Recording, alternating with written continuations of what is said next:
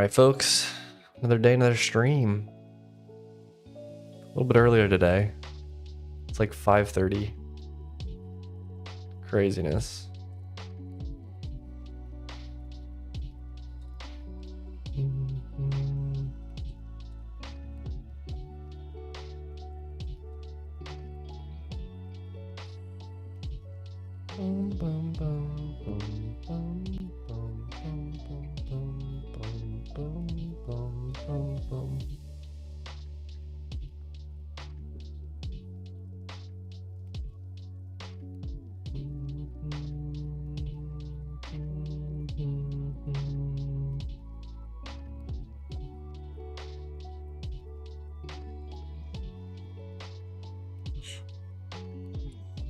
Ooh.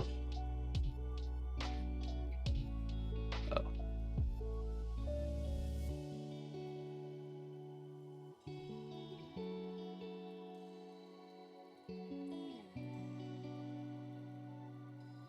Okay, I think in edit mode, what I would want to change this to is if I'm hovering over a block, I want to show the whole thing. What's up, Creative? How's it going?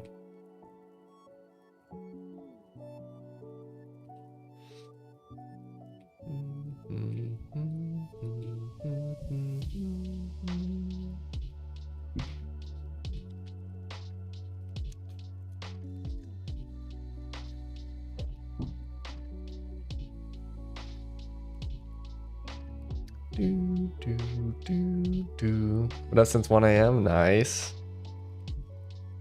That's early.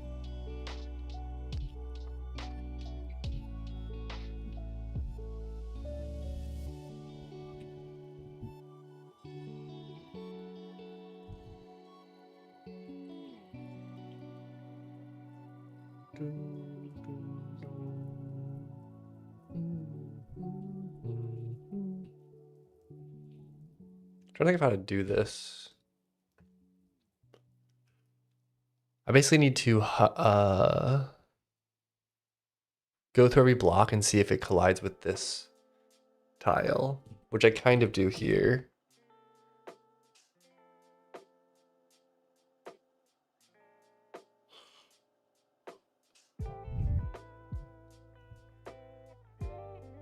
This one is the inverse, where for each block it checks to see if it collides with the tile with a collider. Also, these are absolutely positioned. I guess I could convert them though.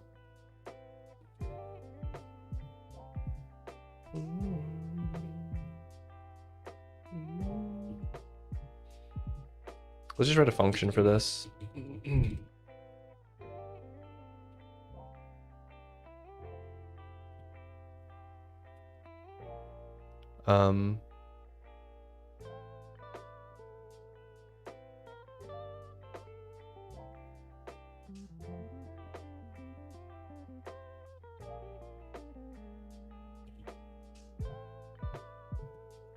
Check.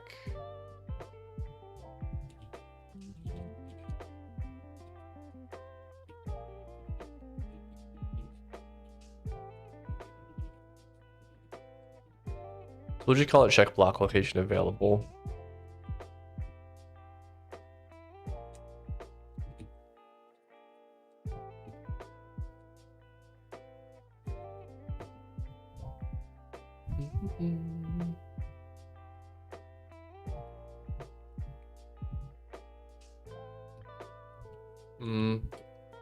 This will be a little bit weird, I guess, but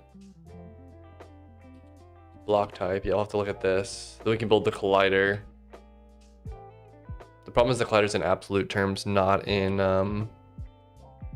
block location terms, but I think I have a function that get block absolute. I have a reverse lookup, I think. I don't remember what it's called though.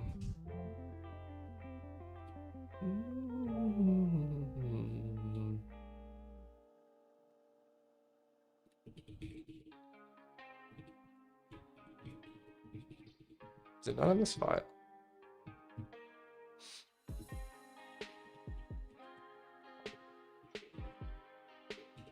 Yeah, it's definitely down here. I thought I called it reverse. Oh, it's just called absolute. Block location from absolute position.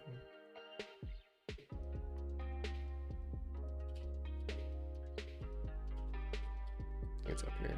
No, it's down here, I guess.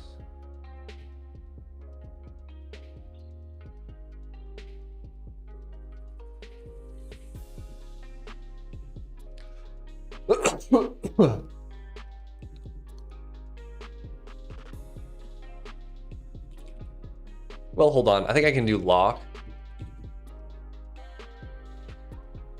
I can just get the absolute position of this. This returns an error, I think, too.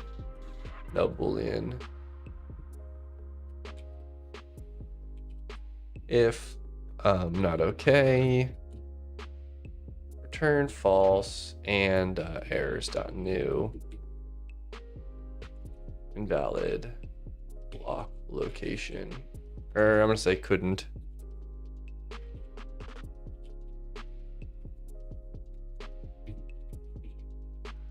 There we go.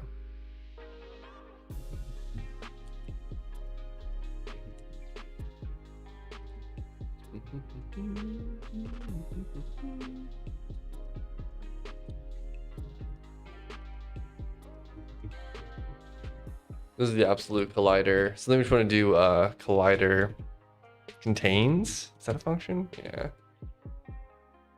Abs pause. If this contains this, then return true nil. Otherwise, we return false nil. Or really, I'm actually returning the reverse. This, if it contains something, then it's not available.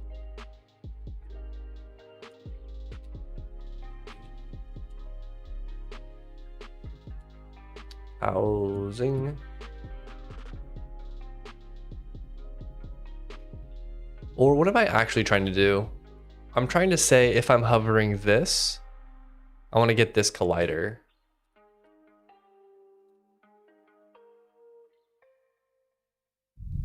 I'm just gonna call it find block collider.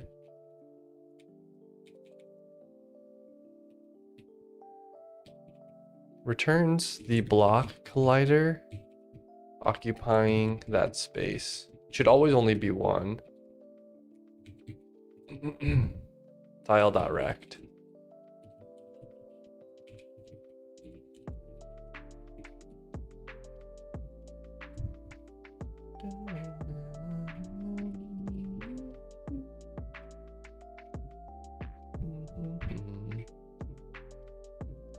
It's a little awkward because then if there's nothing there but it's valid, what would you return?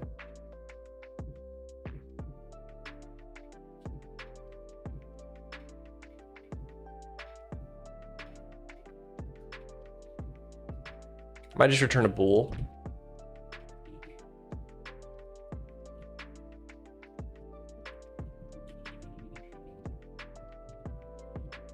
This would be false.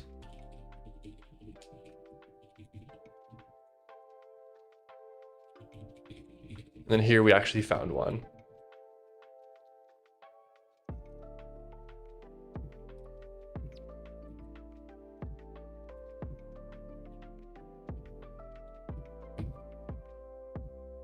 Bum, bum, bum, bum.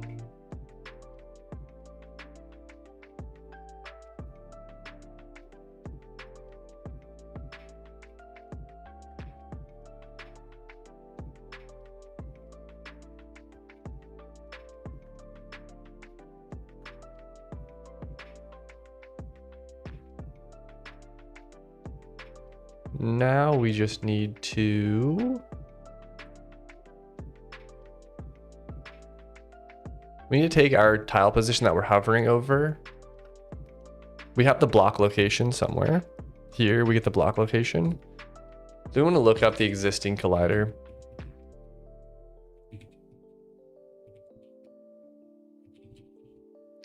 Player house data? Yeah, player house data. Oh, look at that, it found everything for me. So if not okay, I'm just gonna say that the existing collider is then a 0 by 0 rectangle on that one tile.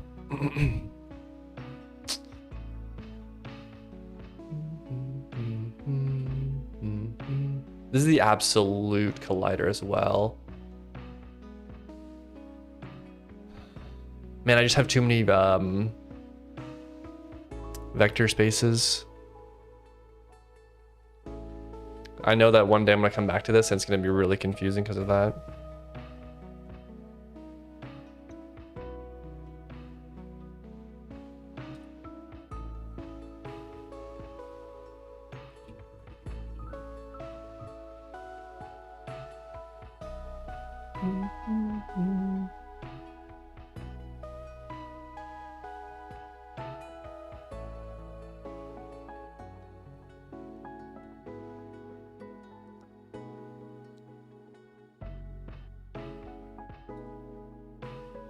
No, I guess if it's not okay, then it doesn't matter.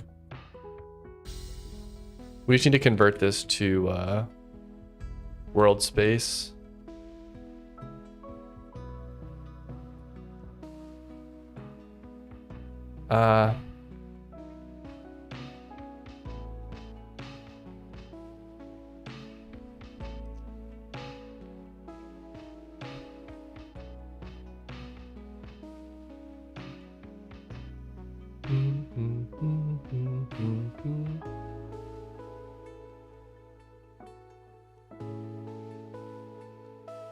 Which I guess is tile pause. No, that's cursor, isn't it?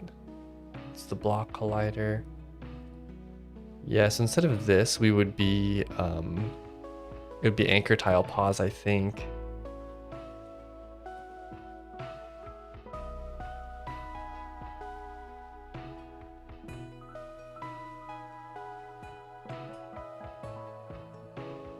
It would just be this, actually. It would be existing dot add anchor tile pause, I think. Is there no add function? Oh, it's probably called move. Moved.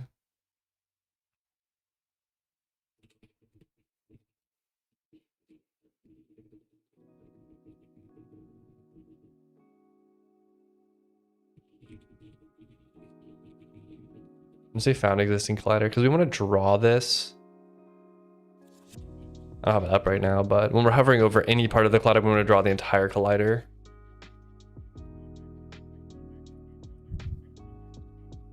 I might draw this separately. I kind of do it here. I do, where is it? Yeah.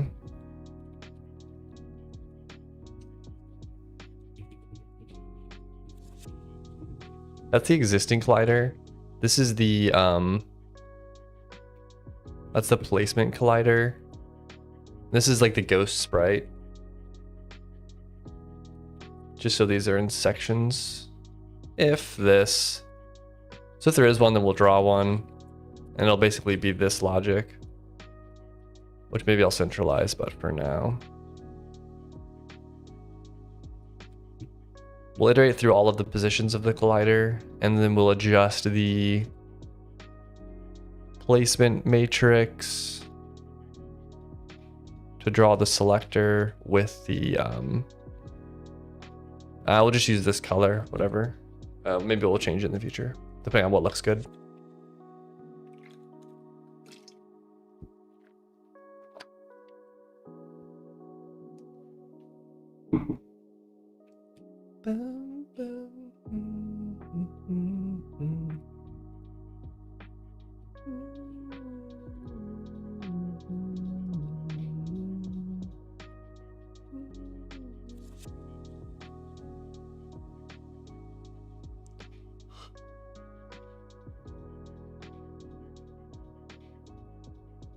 Ooh.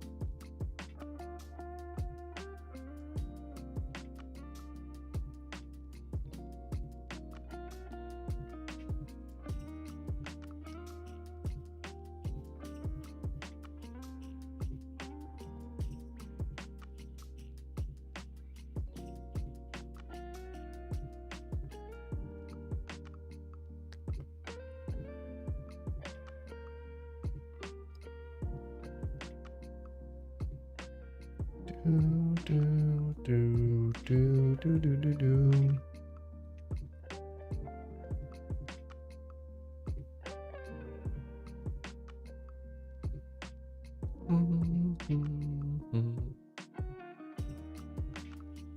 right, let's see how this does.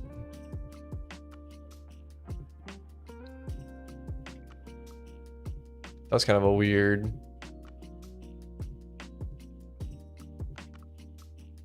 Oh, it's off by 1 for the anchor pause, I think. I need to add 1 to it or something.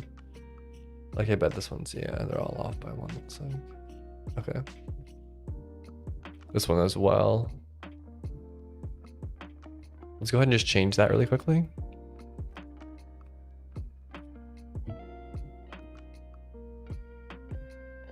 I'll just do moved. Tile that position, 1, 1.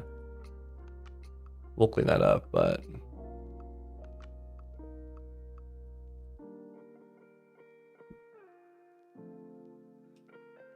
what I want to have happen is if I have on any of these tiles, I want to have it show like the outline of the thing.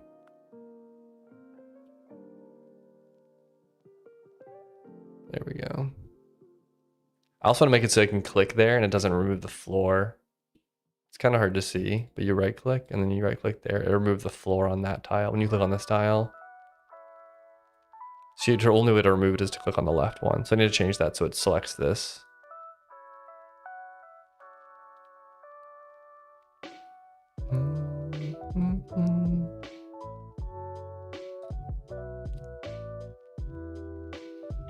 The problem is I need to change the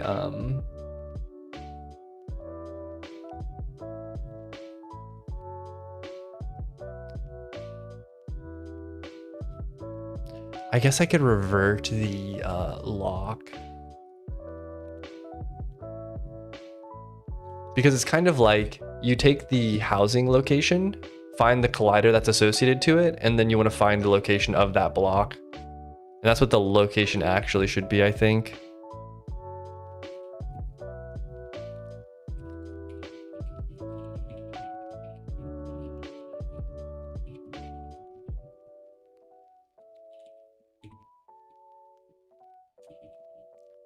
Find the world space.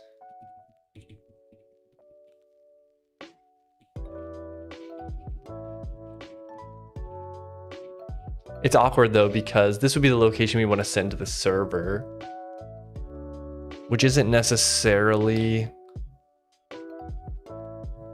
Let's just see what happens. I might differentiate these though. But if we find an existing collider, then we'll recalculate lock, which will be equal to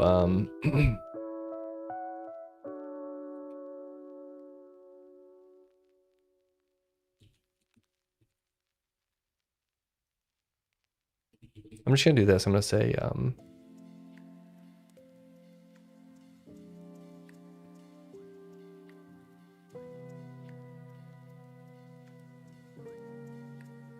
it's always the minimum point.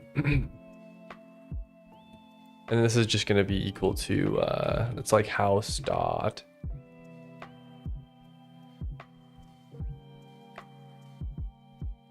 It's like from or something like that. Something from.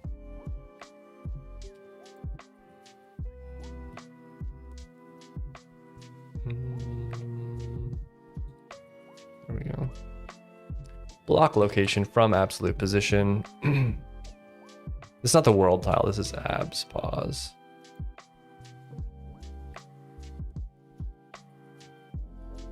Okay. I mean, I guess, I feel like if you find, this should like guaranteed be valid, I think.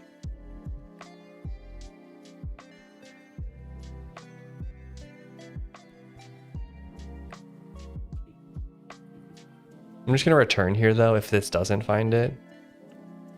But we're basically overriding the location now. I think I can hot reload that. So we should be able to click over here. Once it hot reloads, we should be able to click on this side and have it Yeah, remove the block now. So now you can click any tile there and it removes that rather than the floor beneath it.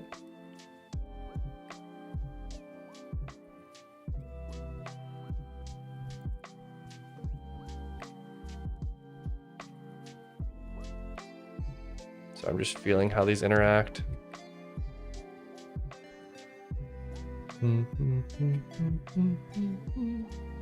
Oops.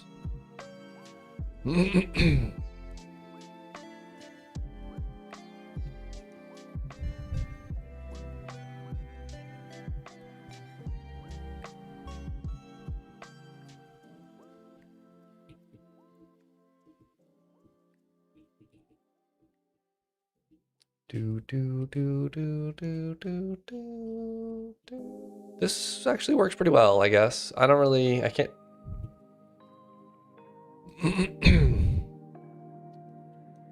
It's always obviously awkward to like have it anchored in the bottom left, especially for the maybe middle ones that have 3 or something, but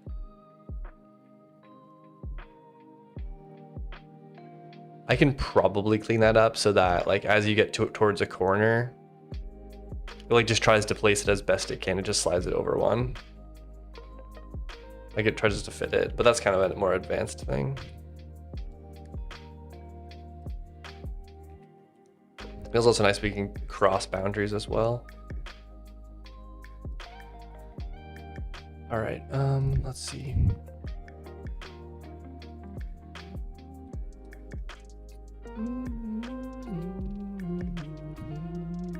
That works pretty well. I'll probably just leave it like that, honestly.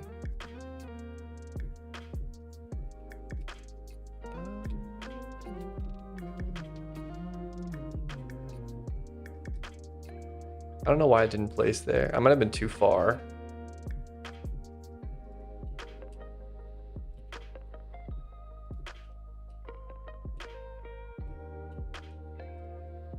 I don't know.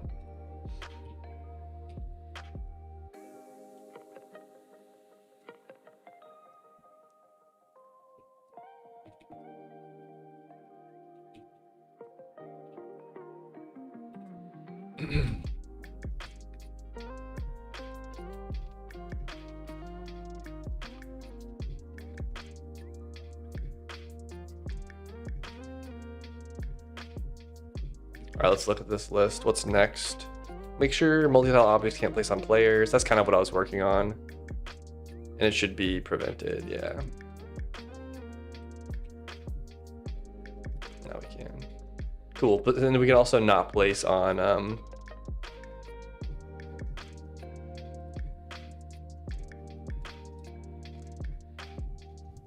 it's a little weird to right click when you have this equipped and have it remove the block, the floor, I mean. I don't know though. We can always clean that stuff up. That's just interaction stuff.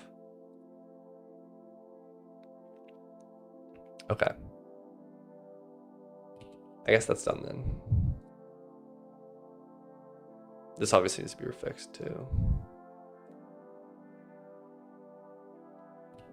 I guess we can try to do a pet yard one. Let's go ahead and finish this commit though.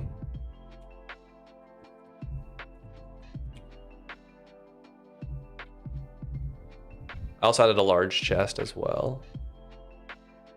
But I'm not going to fiddle too much with making sure these are all perfectly balanced. I'll do that before. All right, launch. What's up, Doru? I finally streamed early enough for you. I know. We finally our timelines lined up finally.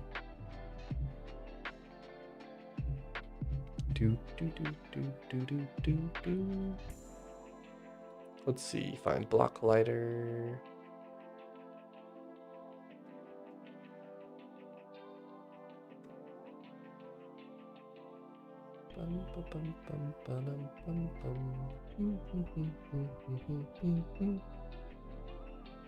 You're gone enough for me to consider Odin, I know. Did you actually use it? You said you didn't really seriously consider it, or you just haven't seriously used it yet?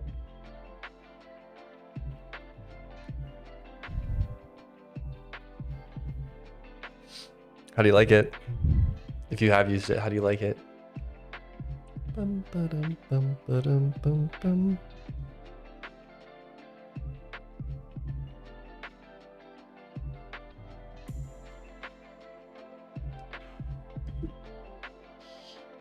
Oh, have not used it? Okay.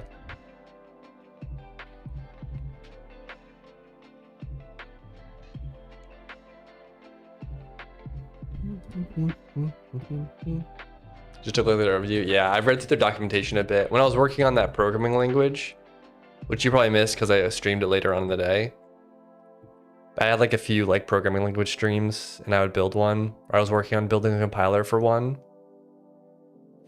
And I looked at the Odin docs a lot as like inspiration. It's making MW itch. Oh, making my itch to actually use it for something. Yeah. I don't think it's a bad language. I think it's a pretty interesting language. I like languages like it. I don't know. There's always just like a few things that like annoy you enough, and it's like, I don't know if I can switch just because of that one thing. It's also like, at some point, any language is like good enough for most of what you're doing, and a language doesn't matter like all that much, you know? So I don't know. But I mean, I have problems with Go sometimes. That would be nice to fix, but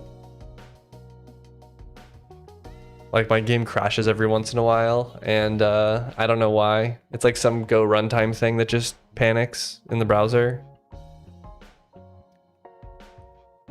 Saw stream of yours, I accidentally created a language for a game. Yeah. Mostly the Go compile times get me. They're just way too long for like what I'm doing. It's kind of painful.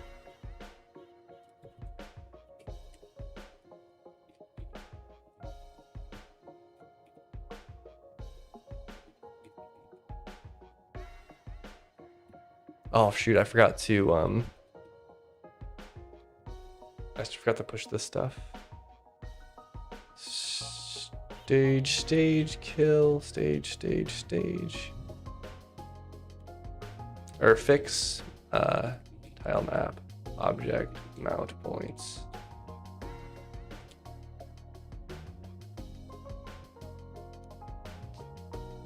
That's actually looking into it today, that weird panic. It's hard because it happens for other people. I have had it happen for me before, and I looked into, this was a long time ago. Let me run this really quick, make upgrade. It was like a runtime panic when like I'm trying to remember now. It was a multi-threaded runtime panic that was happening in WebAssembly.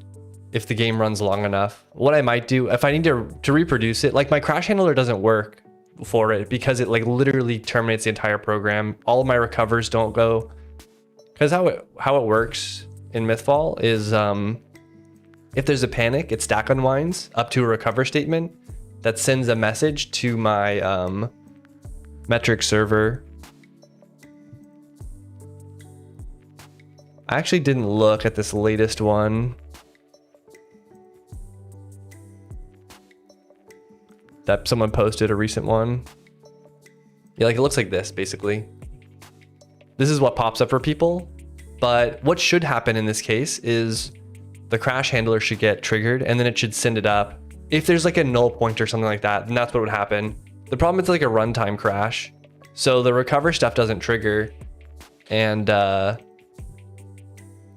yeah, I hope he didn't die here. It looks like he was full health, but like he could have just died because of the game crashed, you know? So it's a little bit annoying because of stuff like that, but I actually didn't look to see if there was a trigger in my crashes logs. Let me look.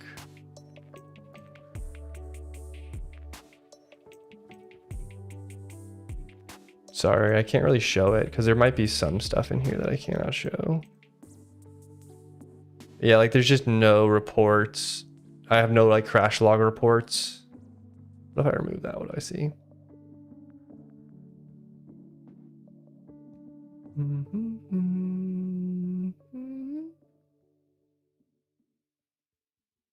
This is all login messages too, I guess.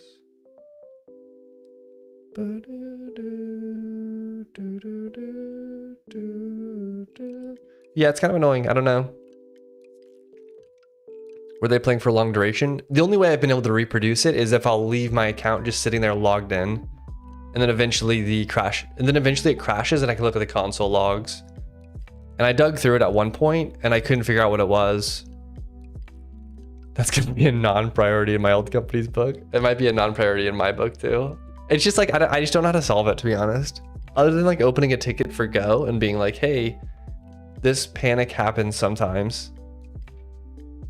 Like, you know what I mean? What's up, Igor? How's it going? Like, I don't really have a good solve for this, which is unfortunate.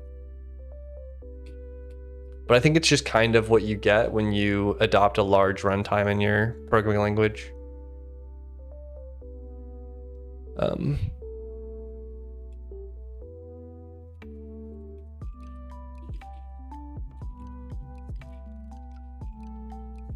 So yeah, it'd be nice to fix this stuff. But it's kind of like I'm a little bit at the mercy of the Go team fixing it, you know? And it could be my fault as well. I'm not sure. There's not really like a good way for me to like figure it out. It's hard because it's in WebAssembly, and it's really hard to reproduce. So if it's some like thread problem that I'm doing something wrong, it's like I just don't really have like a good way to like trigger it so I can actually figure out what the cause is. And it's not like I can hook up a debugger. At least I can't hook it up as easily.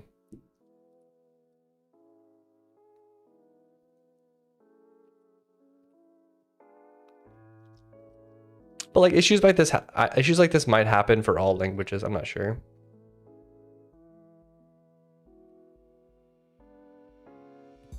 All right, do we want to do a pet yard or a bookshelf? Because what I was thinking is this. Oops. What I was thinking is I would have different chest types depending on the type of object. So like in a chest, a regular storage chest, you couldn't put books or pages in it, but you could build a bookshelf and then put books and pages in that. That way there's like a little bit of themes to your objects, you know? Like you could build a large chest or something like this. And then a bookshelf would just be like a tall bookshelf sprite that can hold like books, you know? But I don't know. Does Go have a WASM debugger? I don't know, honestly. Is there even such a thing? Like, I feel like that would have to be built into like Chromium or whatever. Like, it'd have to be a debugger in the browser, wouldn't it? Go compiles to WebAssembly, then it runs in the browser. So when I see the error, I just get a huge stack trace.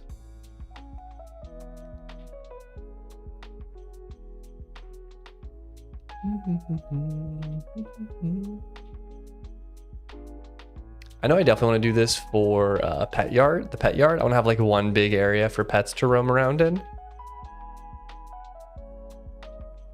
And then I'm going to make it so you can't put pets in these, I think.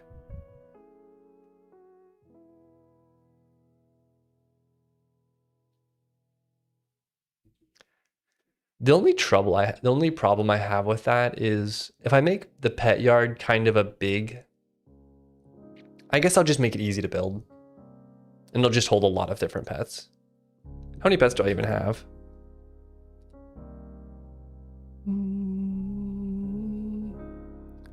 1, 2, let's do this. 1, 2, 3, 4, 5, 6, 7, 8, 9, 10, 11, 12, 13, 14, 15, 16, 17, 18, 19, 20. I have 20. I'll probably just make it like 48 or something. So it lasts a while. And then maybe the first 8 are the ones I'll show. I might make it take up an entire block though. But I feel like that'd be cool to just have a little square here that's like maybe just fenced. Maybe I do fences or something like that. Let's draw it out and see. Wait, where's my files? I close it.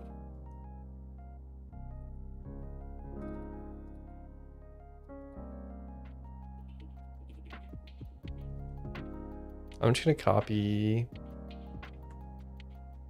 I guess whatever. We'll copy this one.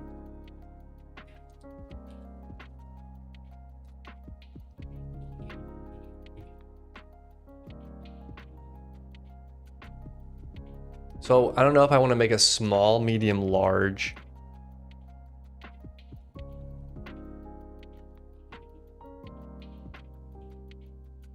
Maybe I'll just use small and large. That way there's some kind of upgrade path. We'll do a 32 by 32 here. No, that's way too small. We'll do a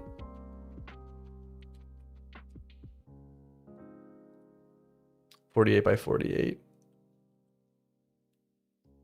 But the problem is the fence is going to take that. How big are these?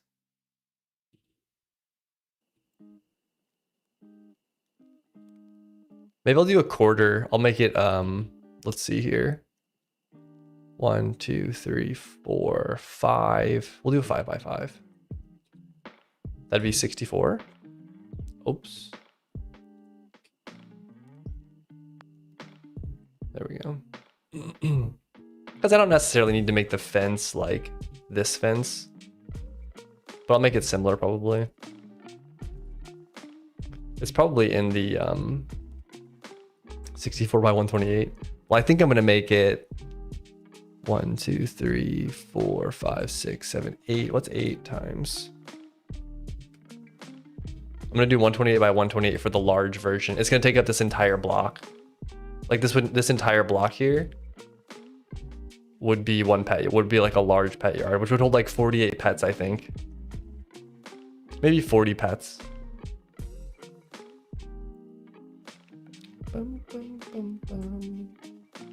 Because this is a relatively small house. And there's only 20 pets, so. But they'll still stack, so it won't be like, I need to write this note down, though. Make pets not go into chests. Oh, we need to draw. Where's my fence? Static, untagged? I'm just gonna copy this one.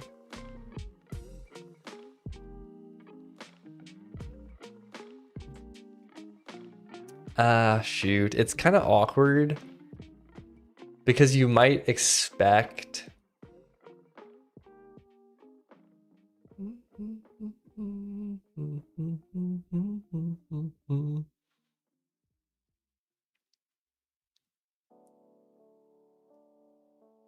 I might just make it a special looking fence or something. I don't know. Like in my head, it's like you might expect this to tile with it, but I can't really do that very easily. I mean, I could. You definitely could.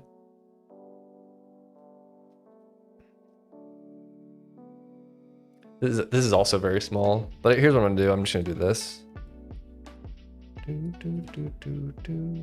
to make this larger. 64. I'm just gonna add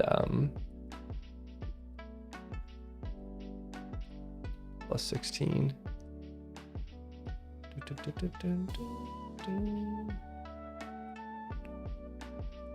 I think it goes here.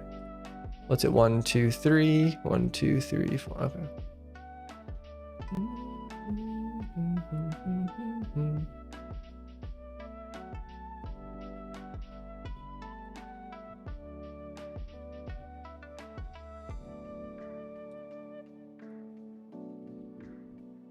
Oops.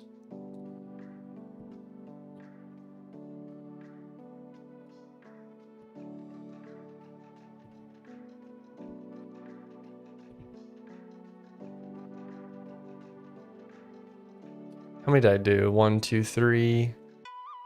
1, 2, 3. Okay, that's fine.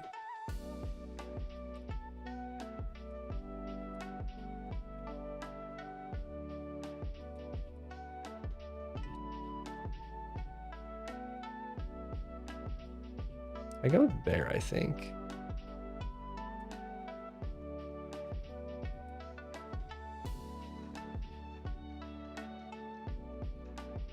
Let's do one side, then we'll draw the other.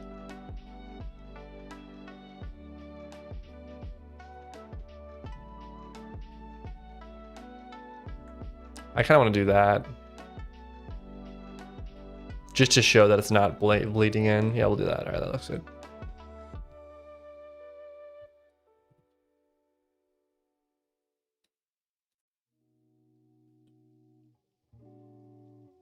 Obviously, they'll be able to floor, because this is a top layer block. They'll be able to floor the floor with whatever they want. It'll just be a fence, I think. I might do like some gate thing in the future, but we'll just do this. Pet yard small. All right, let's make a block for this now. I'm gonna trim it.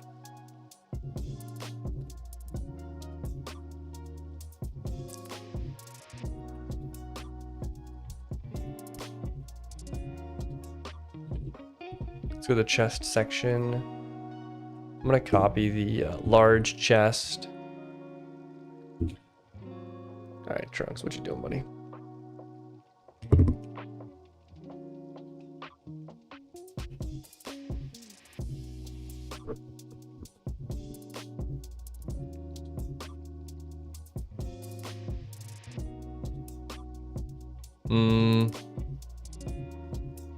Chest, pet yard,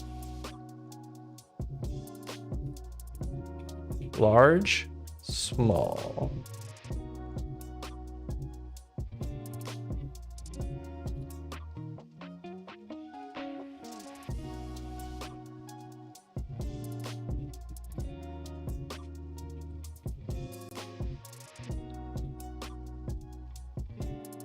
This is going to be a complicated prefab as well, because we'll have to add in like to do look up your storage and render a few pets roaming around.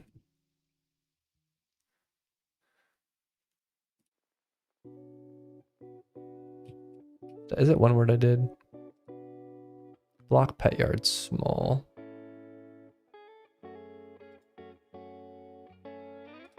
Whatever, we'll do that. This obviously needs to change. The collider also needs to change. Let's see here.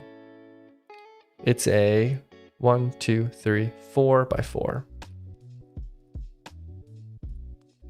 Which would be a, I think 4 by 4, yeah. Or no, it'd be a 3 technically. What was this one? 2 and 1. Yeah, then it'd be a 4. 4. This one would be a 3 by 3. We have to make this item. And this needs to be like 48, like maybe 24 by 24. I'm not sure exactly. This is just where the interaction point is. There's also an interactable component we need to add.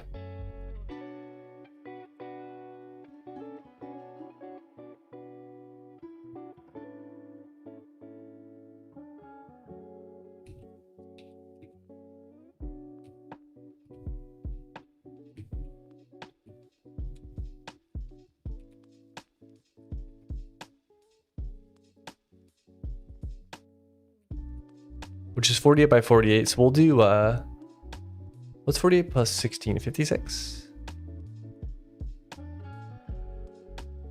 So the interactable will be 56 by 56. That's for you to access your storage. But the overhead point, I think that's right for the center. Then we got 4 by 4. And this will do maybe, what is it? 8, 16, 24. Yeah, maybe we'll do 16 pets. It's hard to do less than that just because I do rows of 8. So it's nice to have, how does 4 become? Because it gets 32 and then it goes to 40. Okay. I was like, how does 8 turn into 40? The thing I don't like though is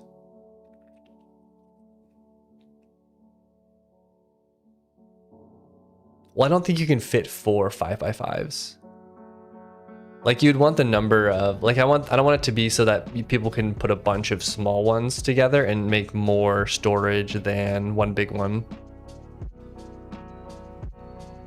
Maybe I'll do 8. I'll do 8, but I'll make these easy to store, to build, I mean. And then, yeah, that sounds good, actually. Because then you do 8 times 4. What's that? 8 times 4 is 32. Then you put them all together and you'll store more. Okay.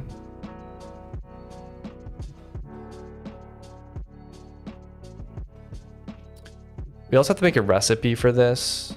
I'm just going to make it not soulbound. I'm just going to pick it up off the ground. That way we don't have to craft it.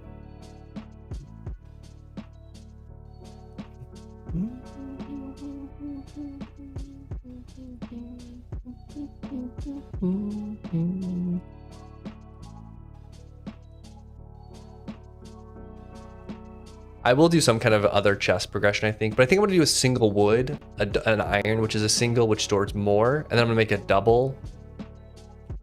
And then I'm gonna make an upgraded version of that.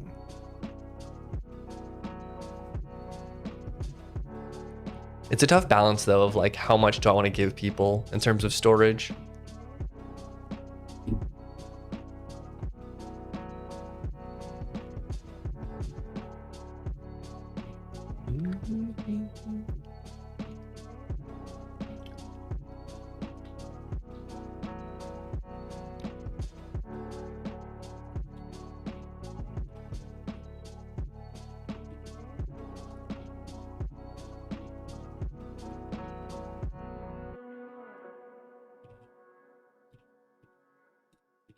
Okay.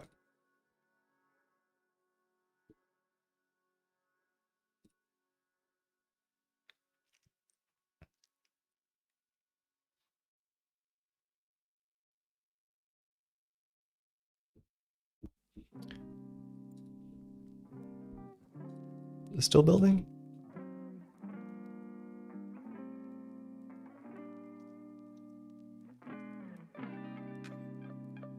It is weird that like this needs to rebuild. Is it because I'm changing common?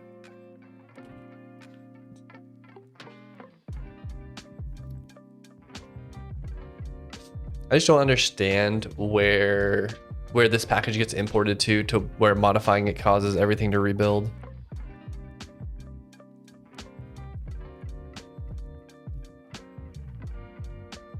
Oh, we need to pick one up. This thing's gonna be gigantic in the inventory, I think. Okay, it's finding the wrong art. Block pet yard -SM. Oh. That's fine.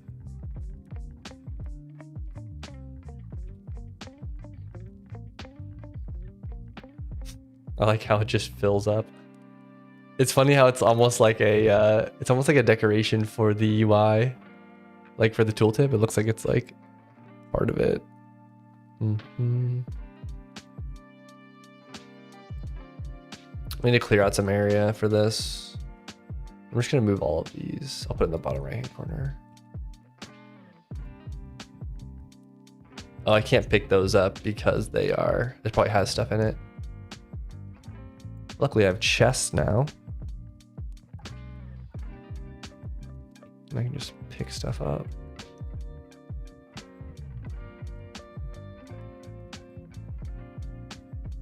Bum, bum, bum, bum, bum. Okay.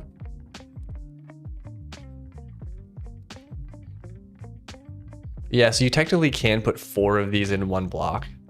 But then if you put, I think I'll make it so you take 4, maybe I'll take 4 of them and upgrade it into one big one or something. I don't know.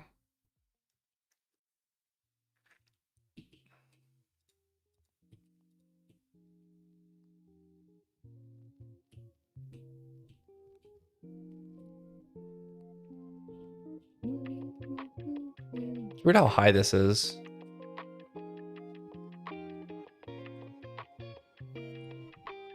Let's drop that down by half. 12. Then it'll probably be like here or something. I don't know. I mean, really, it could actually just be in the center.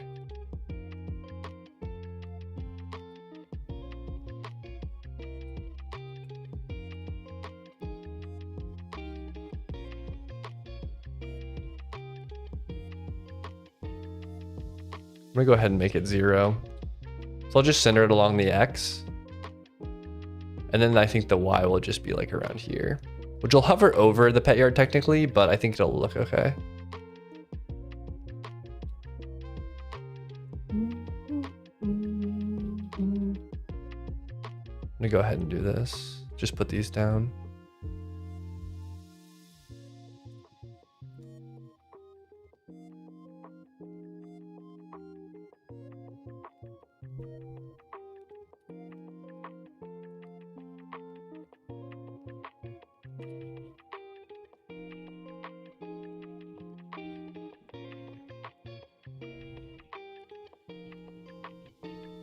Cool though, now I can put pets in here. I think I put some pets in some of these. Maybe I didn't. I think my speed boot's out.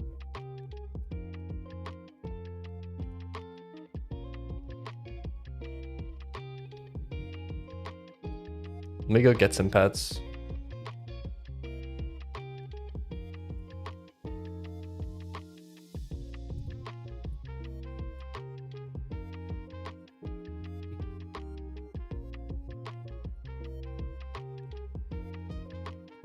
Cool.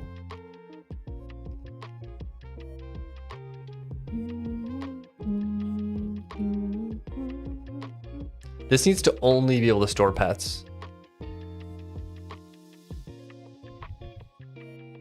Only let pets go into the pet yard.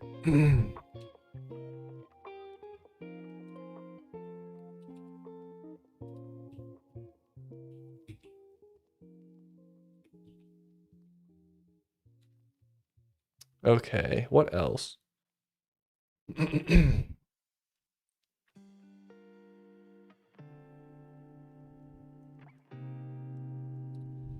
make this false. Now that we have one. Okay. Now we just need to do the roaming animation for like the top in or something like that. So let's go ahead and we'll have to make a component for this. And we'll have to make a system for it too.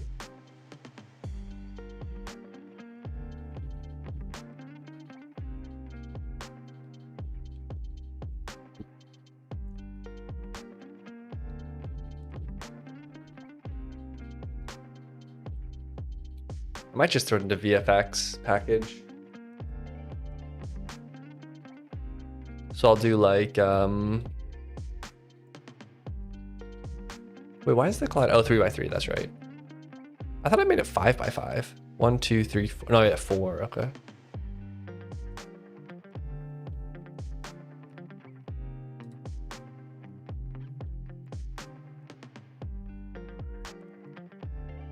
Yeah, okay. Let's go to VFX, or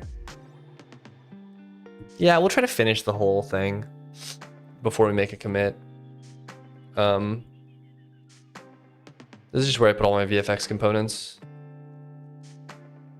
I'll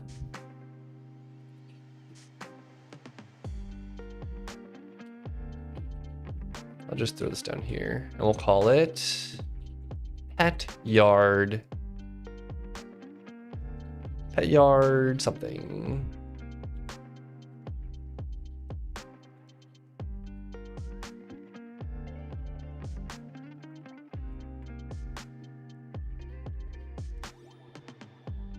I guess VFX.PetYard feels like enough.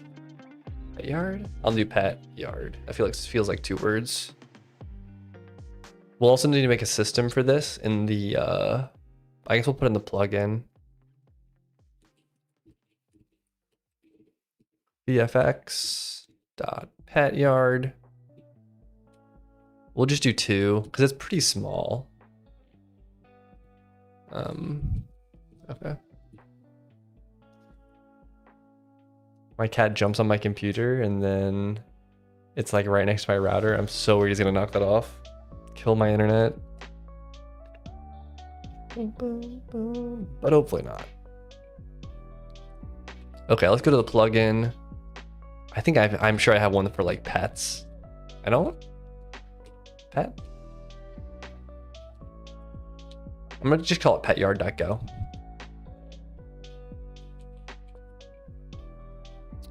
I'm gonna go ahead and copy a system. So I don't have to rewrite all the boilerplate.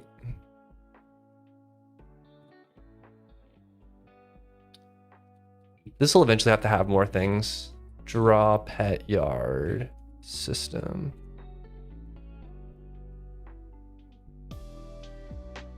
This will have to be several managements though, I think.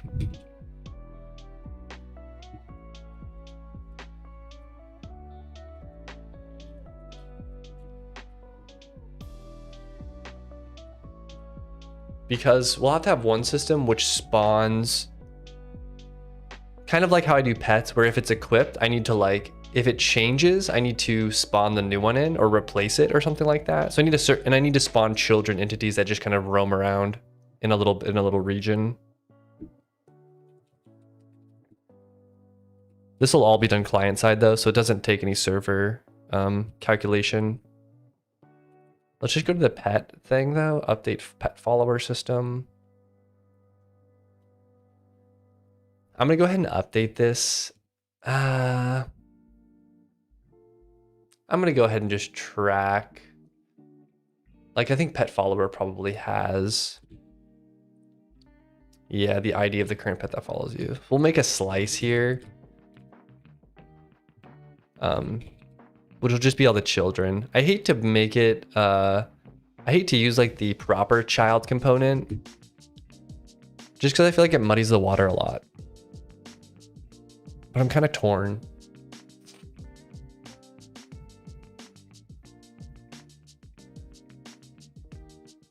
We'll also have to look up the,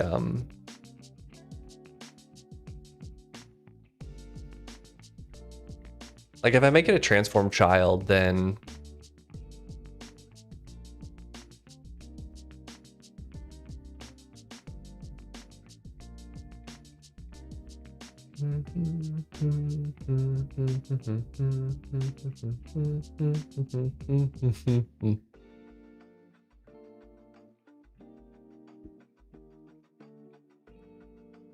if I make it a transform child, then it's like, I feel like it makes it more complicated to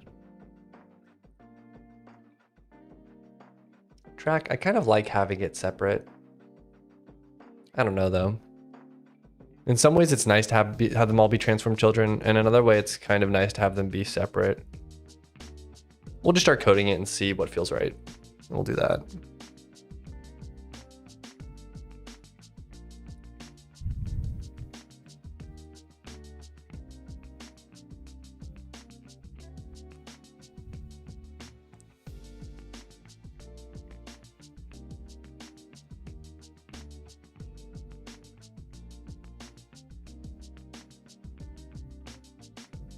Why not transform interp?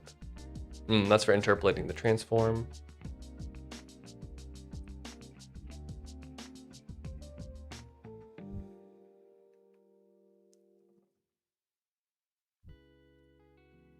I'm gonna call this update pet yard, because it mostly is going to spawn pets.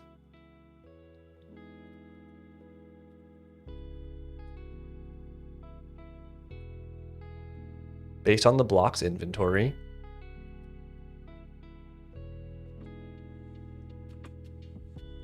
I might need to make a separate system that's like pet yard wander system.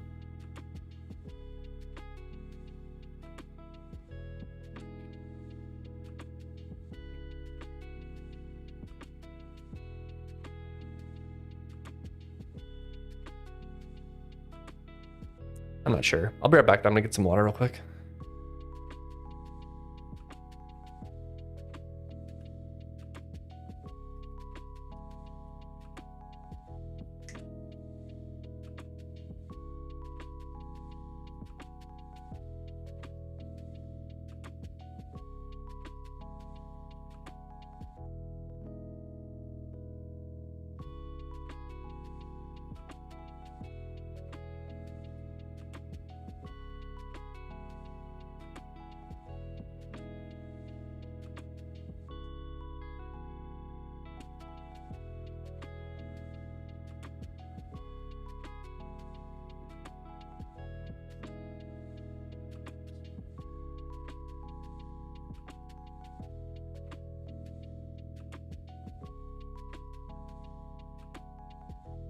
What is pet used for?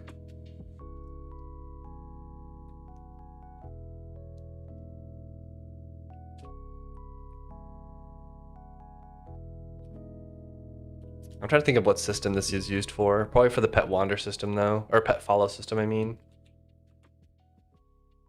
Yeah, that does animations, and then this does update animation. Is that all I do? Oh, it's just for filtering, I guess.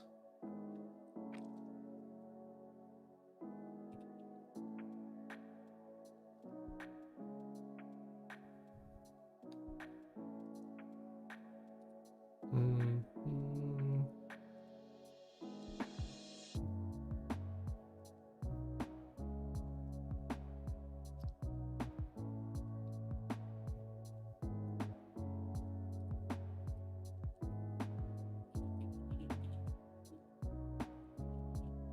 We need GT transform.global.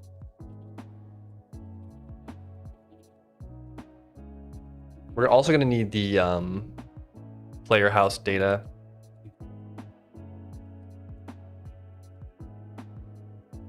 And we'll need to look up whatever, I can't remember what it's called, but there's something that holds the block location.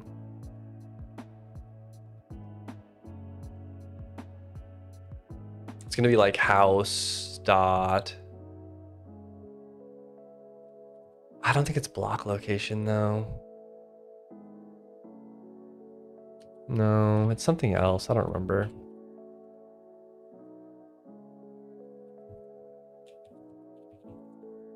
I have some component that I attach to things, or that I attach to blocks that I could add it on houses, so that I can identify what location they're at on the house.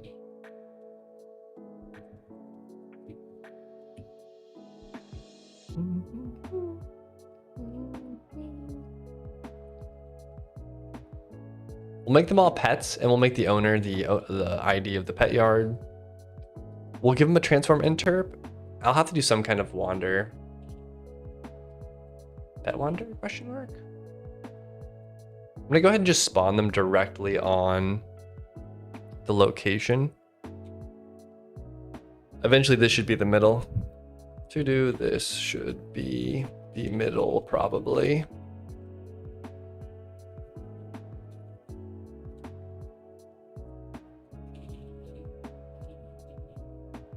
Okay.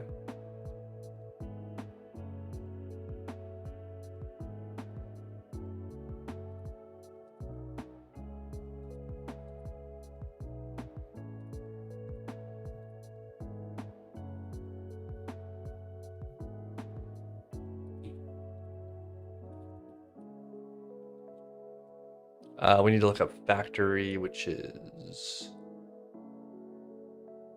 I guess, passed in.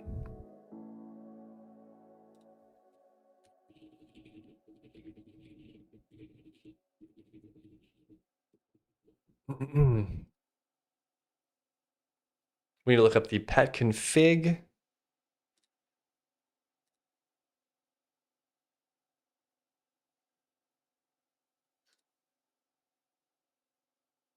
I'll go ahead and just do.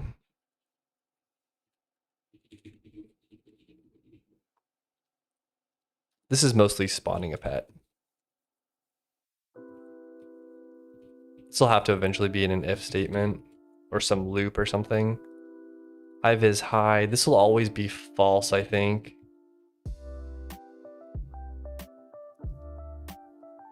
Because this is a pet inside of a yard. Yes, we'll have to get pet config, which will come from the pet item that's still held in storage. I'm just gonna go ahead and invent one though.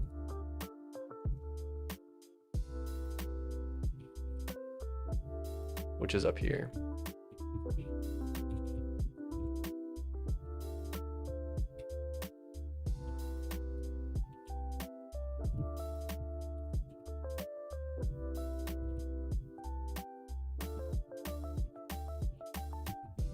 Item ID dot pet jellyfish. We'll just do that one. Wait, what does this take? Oh, it's get item type. Okay.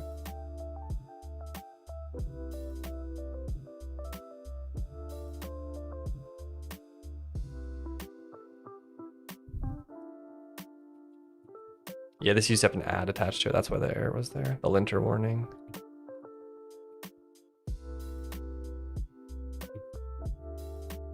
Okay.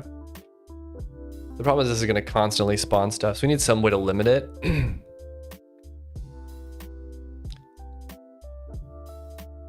I might put this in a function. I'm gonna call it like spawn pet. Now I want to do pet yard with lowercase, whatever.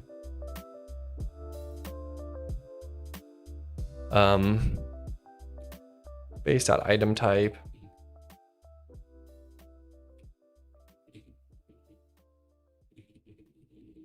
We'll return ECS.id. Or I might return the entity actually.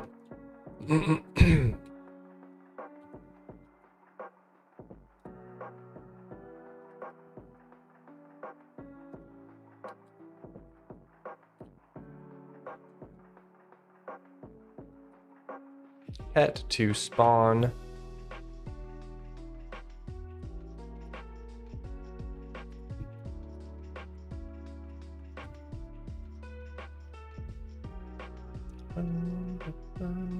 What's up, Onyx? How's it going?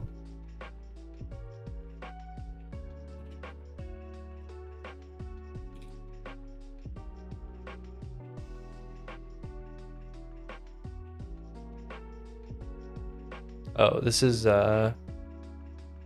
entity command.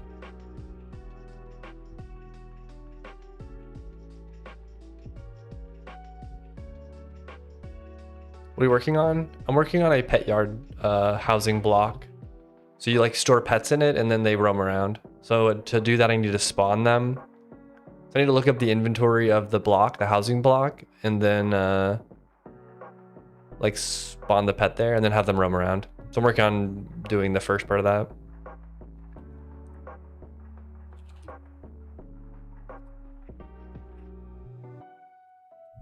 Yeah. Oops.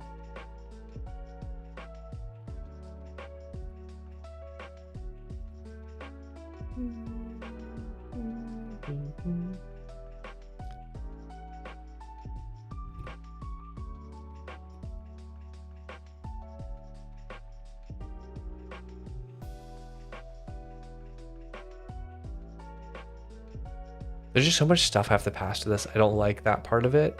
I'm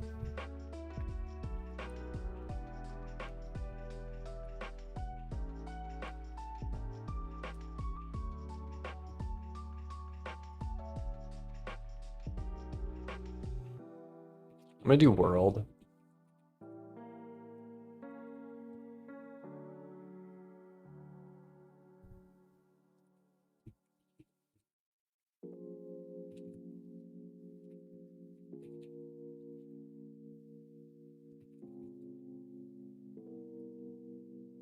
How's the ML as a whole working out? Getting closer to 1.0? Yeah, I mean, it's a lot of work. There's like just there's like infinite stuff I can add. It's all about like prioritizing what I want to get done before I launch. But yeah, overall it's going fine, I think. some things are harder than I expected them to be. Some things are easier than I expected them to be. Most things are harder than I expected them to be. So, but yeah, overall pretty good, I'd say. See, now I need to put the like position that I spawned it at. That's fine though.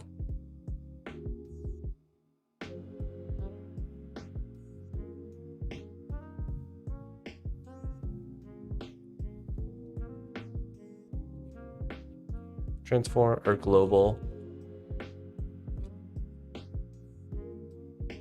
Sorry, it's transform, not global.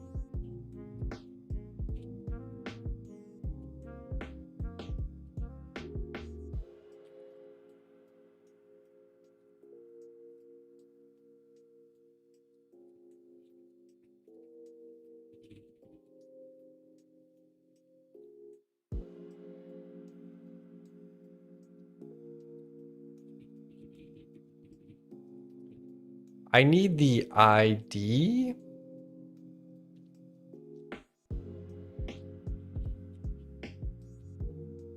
We'll go ahead and do this.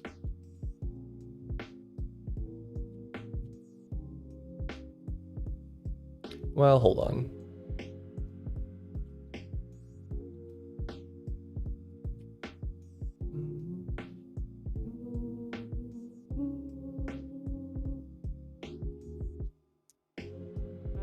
It'd be nice to return the command back so then I can update, add components after the fact. But I think I'm just gonna return the ID because I don't really see a need if I'm gonna do the same thing for each one.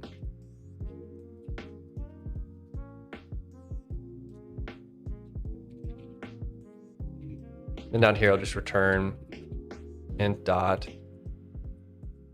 I'll return the entity ID. So it's basically like you spawn it and then you just get the ID back. I definitely could do it the other way. I'd have to return a Boolean as well though. Can you work on something for so long without hating everything about it? I mean, sometimes you get burnt out on stuff. I just really like this project. I think it's really fun to work on, so. And there's always like something new to do, I guess. Like I'll rework a biome and then I'll work on something different. Like the last thing I did was I redid all the tier 2 biomes. So those got redone, which is like more adding items, adding fights, adding dungeons, building stuff like that out, which is like one side of it. And then now I'm working on like housing stuff. So it's like, because you switch around so much, it's kind of like you can work on anything you want to, because it's all pretty valuable. But yeah, I mean, it's easy to get burnt out on stuff for sure. So it's good to have like other stuff to do, I guess. But I like working, so like I like working on it. I can't complain too much.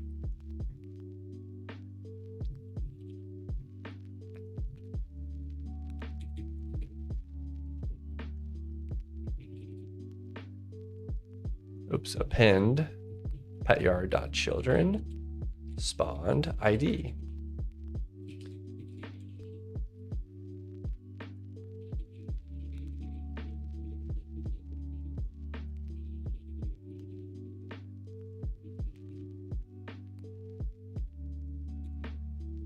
If length of children, I'm just gonna say 2 hard-coded right now. Or sorry, if it's less than 2, then we'll spawn a new one. And it's just gonna be a jellyfish every time.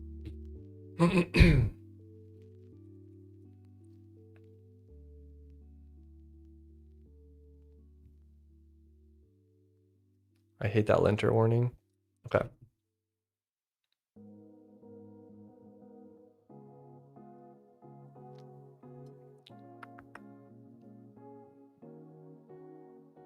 Okay, so it should spawn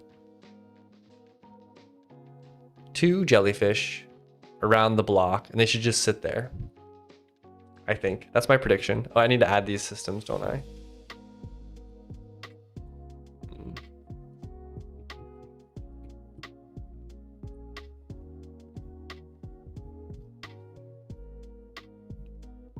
I'm gonna put it not in the editor. I mean, this is kind of a, I'm not really sure where to put this. I'm just gonna put it here. I guess I don't really need wind, do I? Just do world and factory.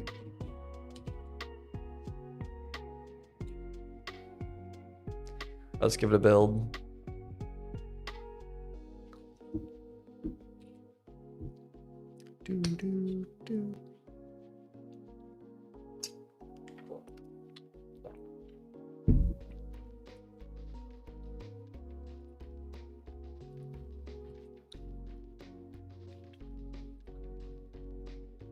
I just always work on something that doesn't oh,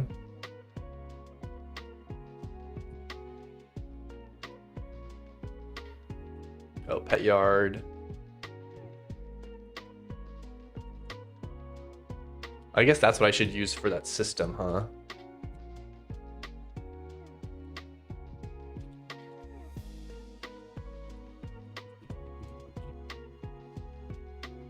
Is it number? Let's try that. I just always work on something that doesn't work how I want it to at first, and my fixes make it so complex so fast that I can't even look at the code anymore. Then my options are to abandon it or redo it entirely. Yeah. No, I get that too. That definitely happens for me as well. I usually rewrite it.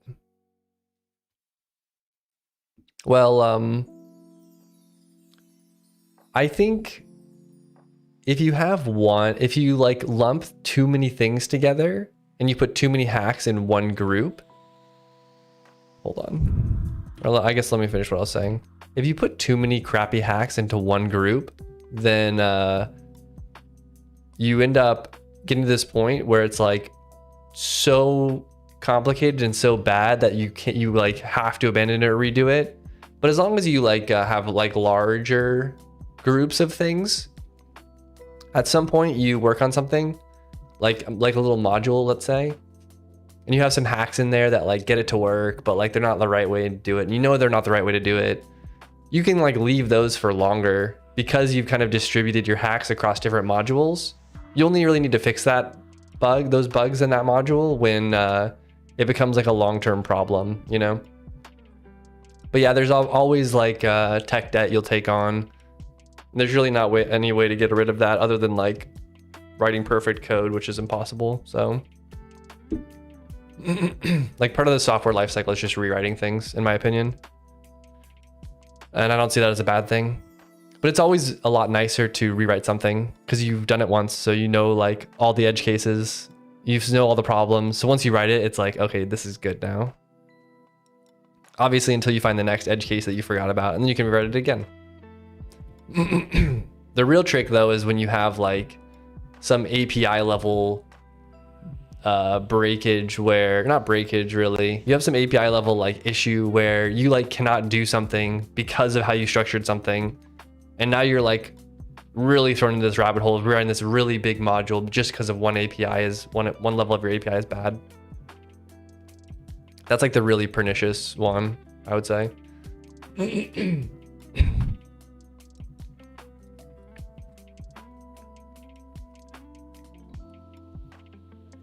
What was I doing? Oh yeah, this needs to be added to the registration. Here, we'll just go to this. This definitely gets added.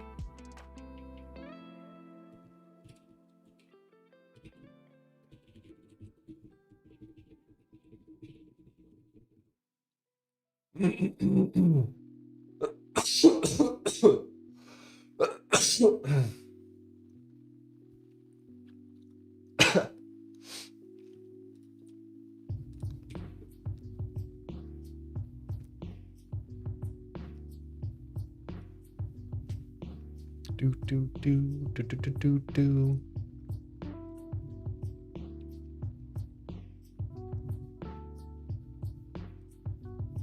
All right, let's go while this is building. Let's go to the house area.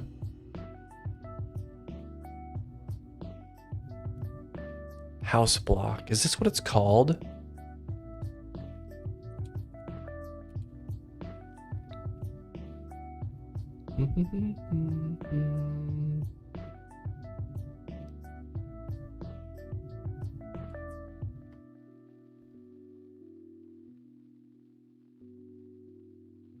Yeah, this is what rebuilds the housing prefabs. I'm pretty sure this is what I add, house block.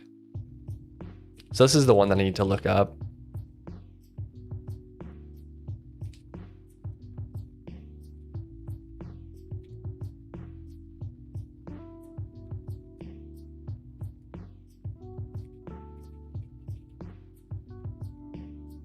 It sucks because I'm like compiling. Yeah, and like now I've modified this file and then it found a bogus file and now it can't do it. Okay, let me just build this, I guess.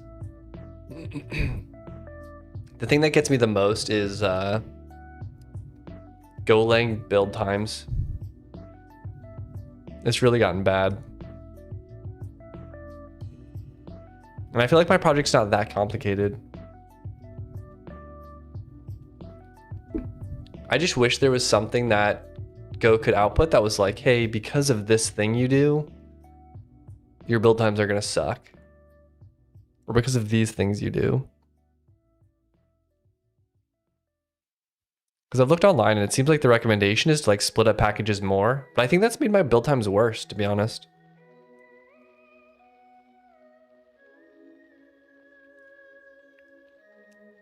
It's like now I have more packages that take a long time to build. Maybe I need to make them in modules more? I don't know.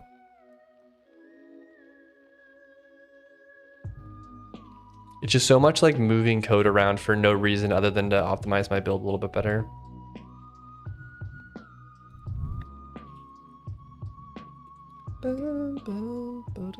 So I should just see 2 jellyfish here.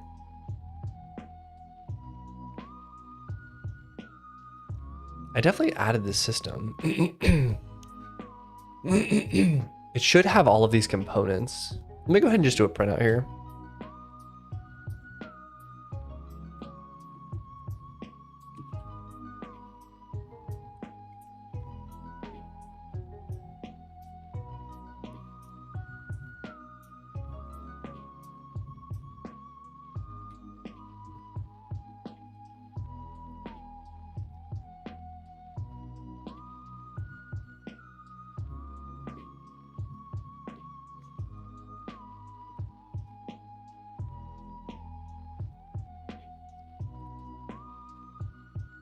Oh, I need to open a terminal, hold on.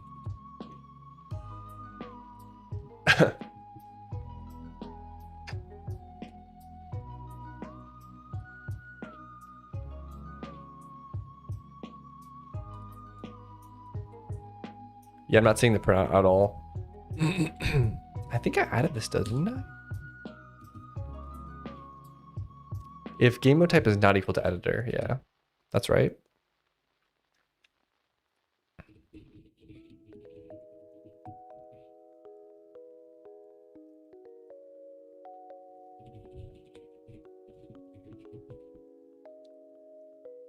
All right, let's see, once it reloads, we'll see if we get an A and a dot.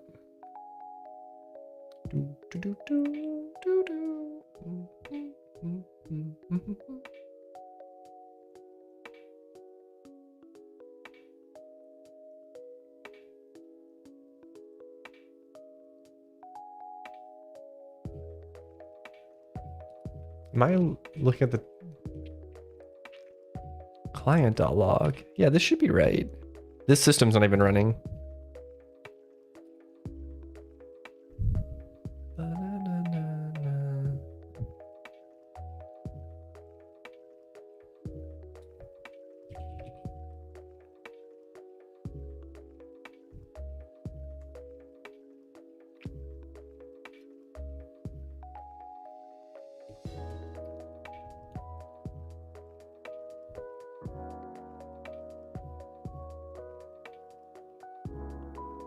How could this be wrong?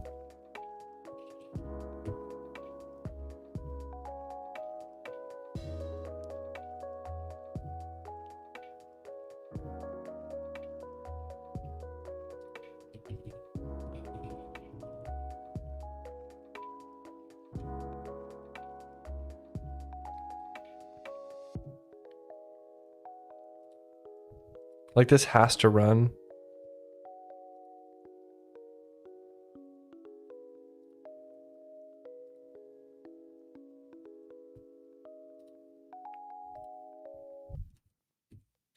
Am I just like looking at the wrong thing? Add render systems. Yeah, like how could this not work?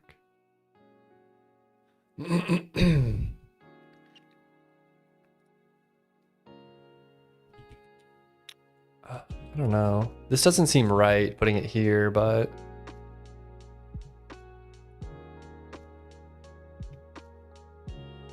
let's see if it, once it rebuilds, let's see if it prints out.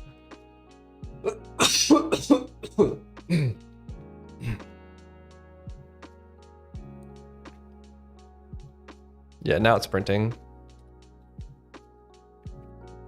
But it's not finding the pet yard.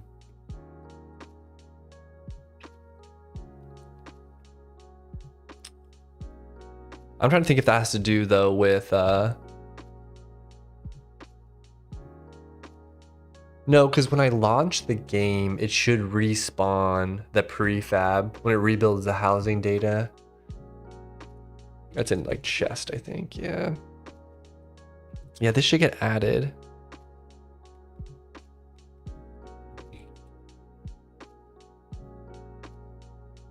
Actually, I think the factory needs to, yeah, the factory filters these. So like the client factory is the only one that would add this. So we need to go to the client, that's how it works. Factory, client, there's a list, a filter list. Yeah, like for example, I only want to add the light to the client, so I can do this. That's why it's not finding that. This still doesn't understand. Like, am I missing this? Add systems, stage update. If the game mode type is not equal to the editor,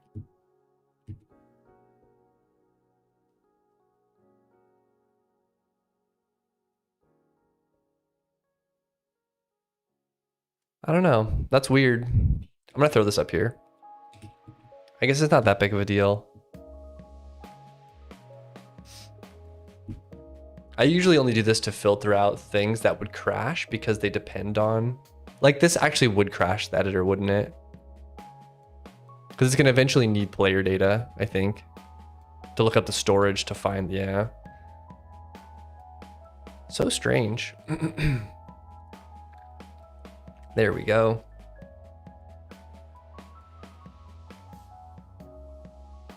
That's weird, it printed the A dot for a while and then it removed it. So it's like it ran for a bit and then it stopped running.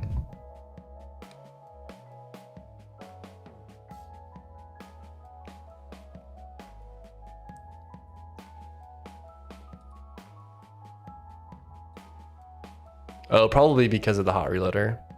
There's some bug there. I really want to put this in here though.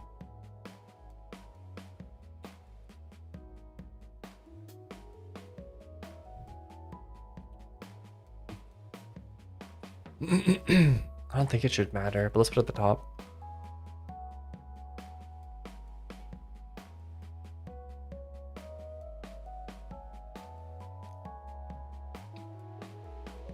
We'll wait for the hot reloader to flicker.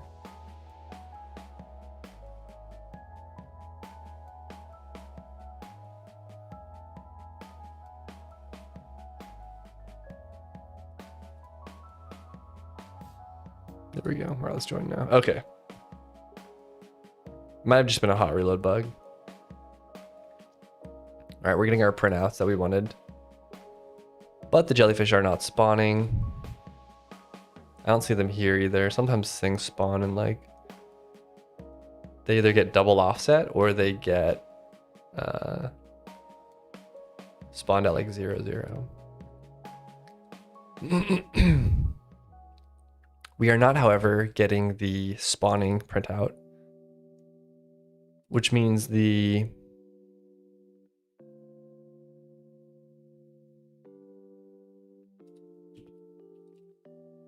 let's just print out both of these.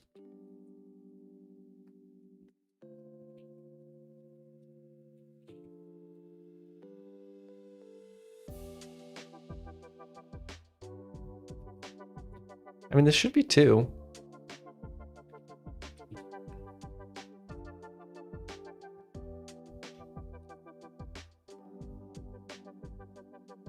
this should be 0. And then 0 should be less than 2, so it should spawn.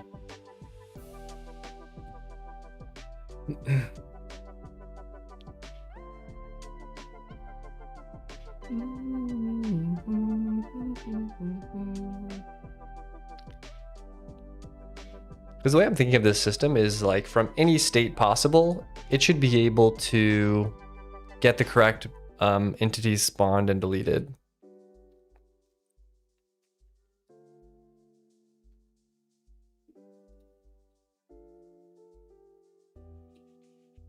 Oh, hold on.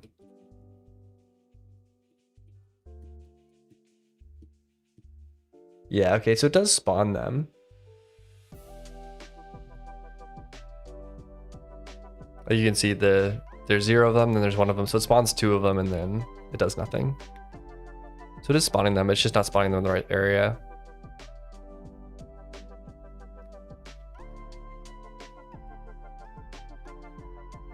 Or like they're missing some components so they can't.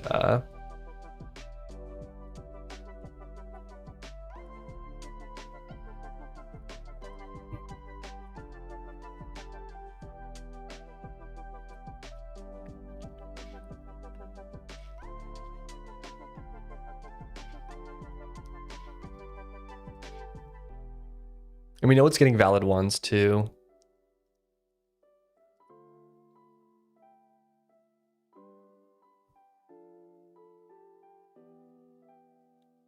Dun, dun, dun, dun, dun, dun, dun.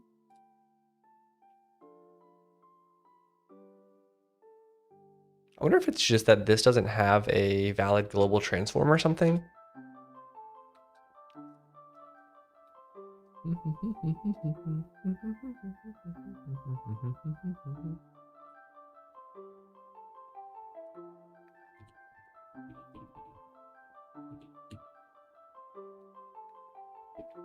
I'm just curious where it spawns them.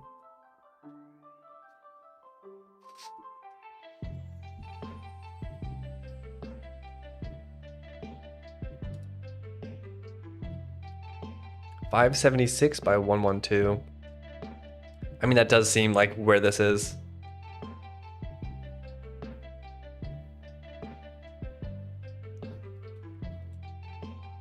We'll just calculate the Y. It's like 1, 2, 3, 4, 5, 6, 7, 8, 9.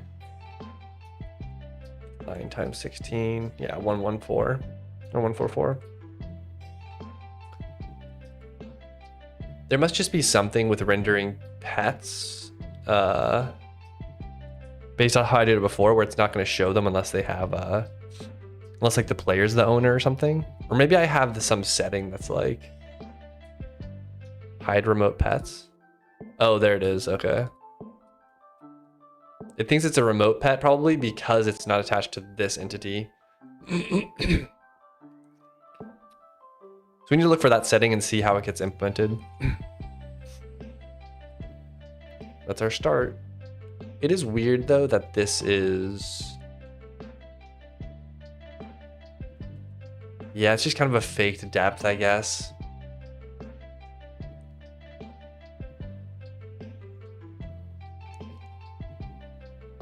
I'll probably just make it so they never go behind this. It's either that or I go ahead and manually, like when I place the block, I update the tile map.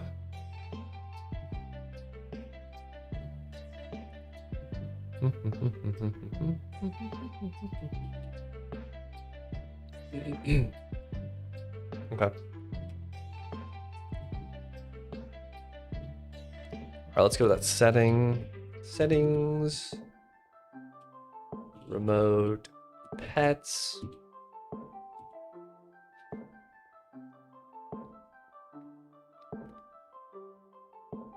Bum, bum, bum, bum, bum, bum.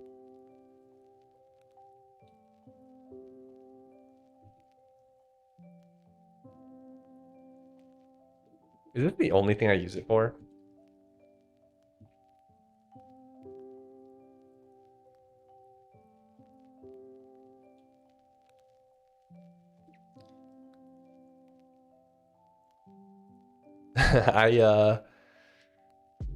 in my head, I want to make the owner the player because it solves that problem. But then I know I'm going to use it for something and it's going to mess it up. So I'm going to go ahead and just add another field to this.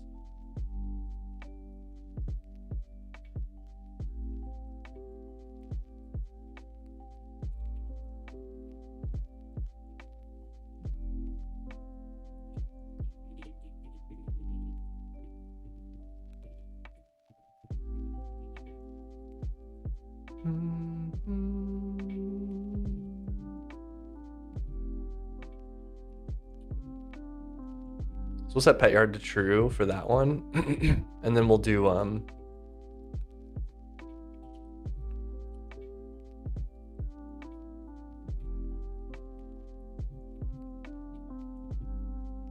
so basically if it's a pet yard pet, then we'll consider it owned by local.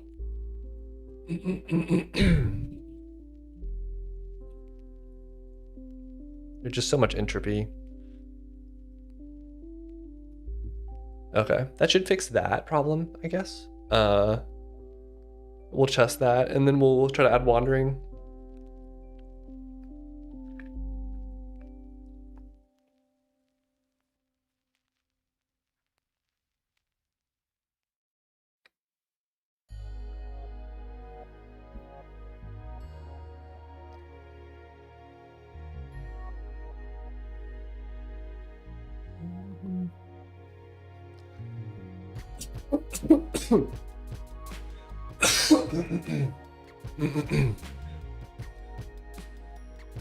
Man, congested.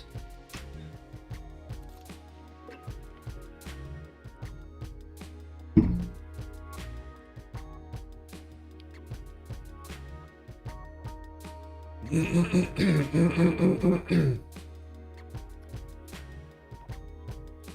one thing I don't like about my crafting approach, though, is you end up having to build 4 pet yards.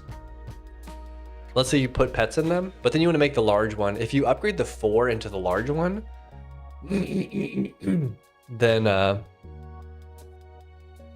don't really have a place to put your pets while you upgrade it, because they're already holding stuff. And it's not like you can upgrade it in place, you know? So you end up having to build 4 more of these. And like combine them or something.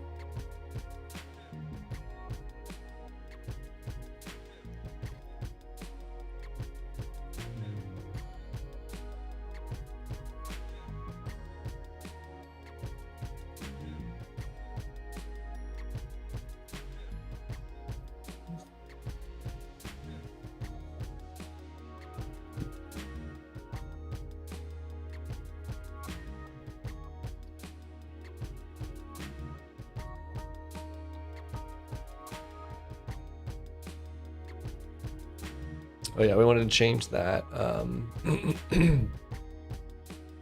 Hydro pets. Okay, cool. We can still see our 2 jellies.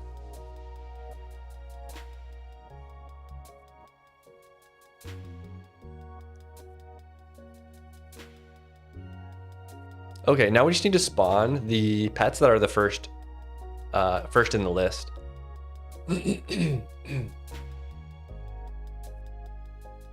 It's also kind of confusing because I need to go and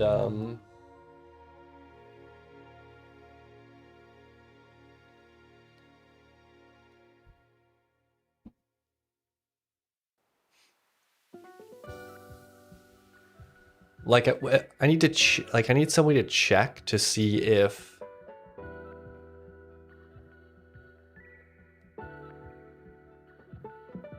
the pets that are there match the pets that are in the list of the storage. I'm not sure exactly how it's gonna work, but I'll probably just delete them all and then respawn them all whenever you change one. But it's kind of like like I just need a way to like, is this one spawned? Is this one spawned? Is this one spawned? But I don't know if pets know what pet type they are. They probably do, I guess, wouldn't they? They would have to. The current item that the pet was generated from. Yeah, we have this, but we don't, maybe do we add that? Yeah, I don't. A pointer component to the pet that follows you. Oh, this is added on the player, I think. Yeah, that's like the pet follower holder. Okay, yeah. So technically I'd have to have a list of this sort of data. And then if one becomes invalid,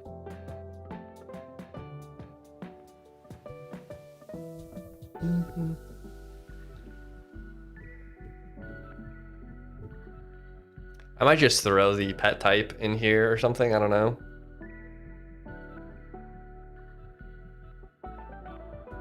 Seems reasonable for a pet to know what item it is.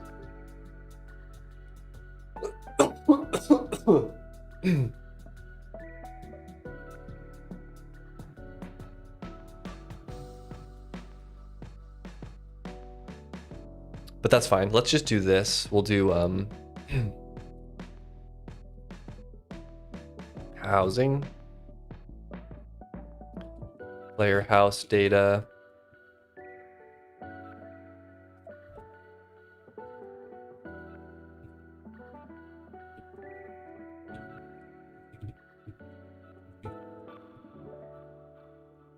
Before we do all that, we'll do read on. We need to look at player data.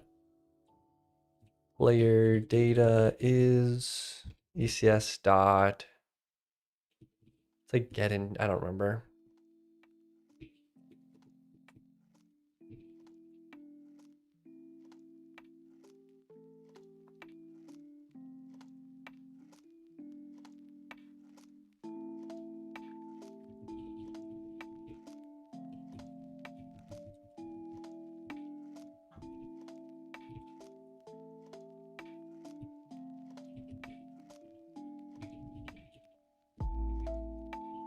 All right, now we have player data.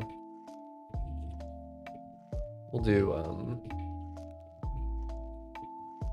player ID. And then we'll do what's it called? Player house data is this. If that is nil, then we won't be able to spawn that at all.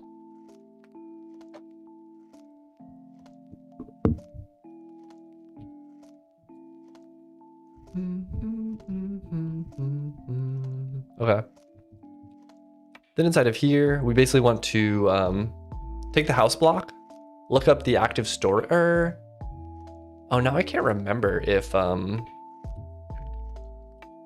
me go to house again. I might be reading the wrong component here. It says player chunk. I actually want to look at the active storage.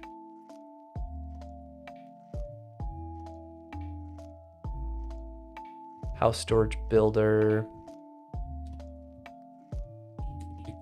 Yeah, this is actually what I want to read. I don't care about the player house data. That's like which blocks are placed in the house.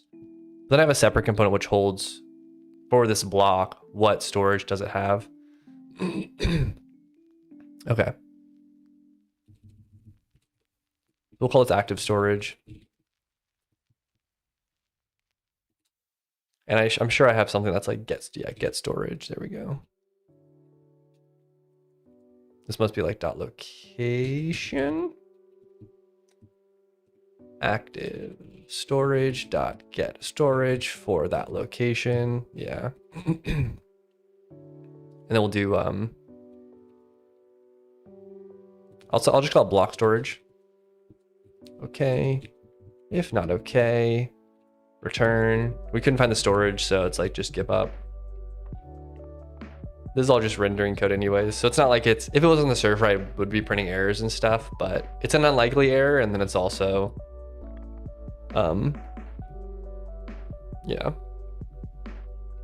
I can't really do anything about it, so.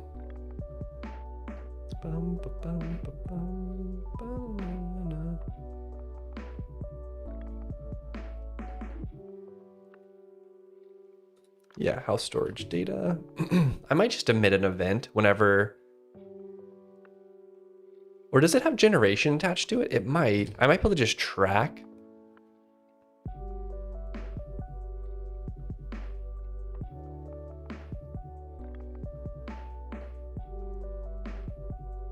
House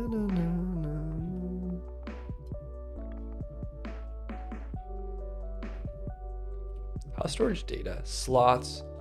I guess it doesn't.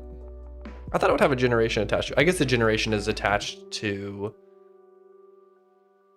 the whole thing, I think. Yeah, oh yeah, it's attached to the whole thing.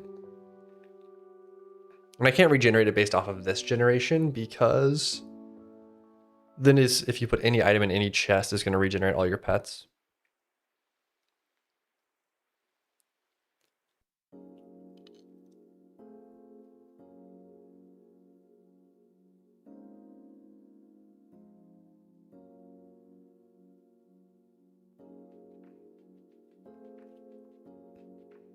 Yeah, I'm not sure. But at the very least, we need to get out the list of things we need to spawn. House storage data item stack slot.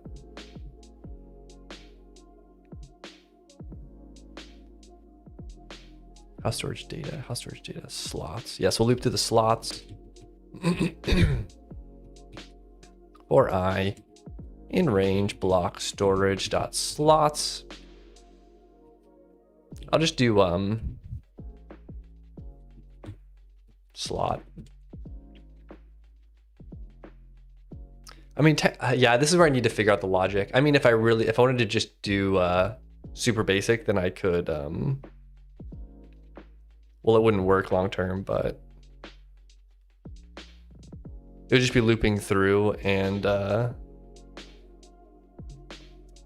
respawning until this number gets triggered with the correct pet ID or like item ID. And if it's none, I'd just skip it.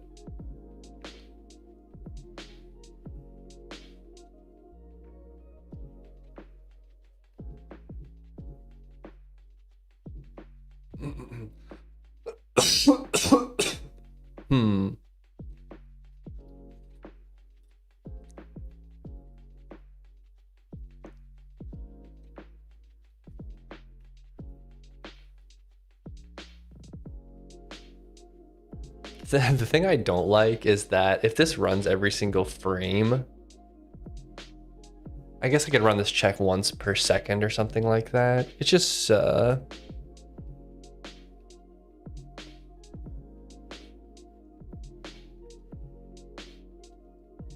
is it that much effort though? It's literally, it would just be loop through all the pet yard children, find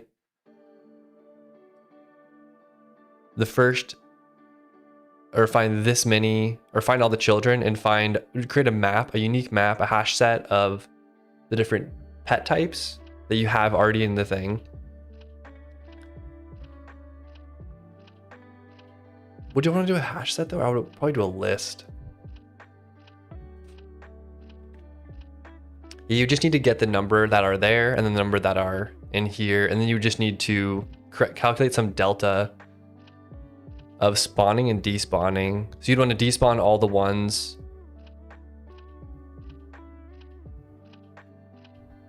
Yeah, all of the extras, and then spawn all of the missing.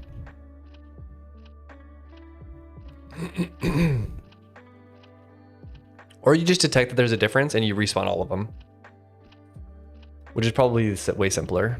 That's probably what I'll do.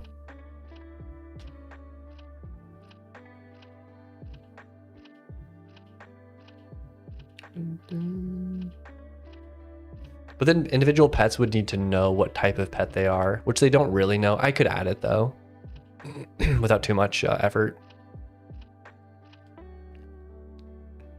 Dun, dun, dun, dun, dun. Or in my pet yard, I could hold what type of pet each ID is, which mirrors better what I do for the equipment slot anyways. So like for pet yard where I have children, it would be like a pet child or something.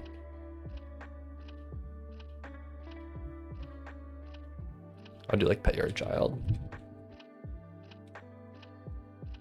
I'm so torn if I want to do pet lowercase yard.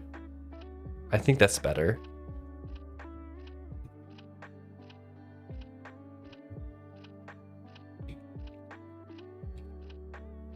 would basically be this.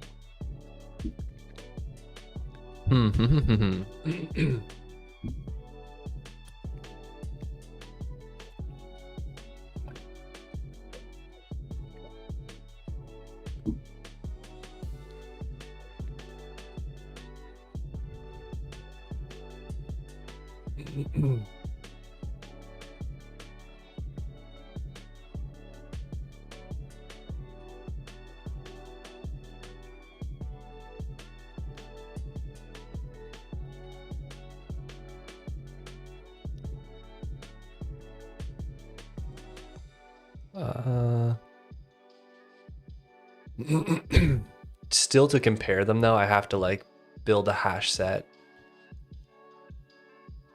and make sure everything matches up.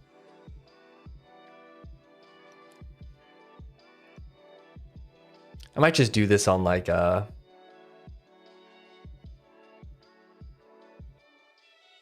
technically I could just run this every time the generation is different for active storage.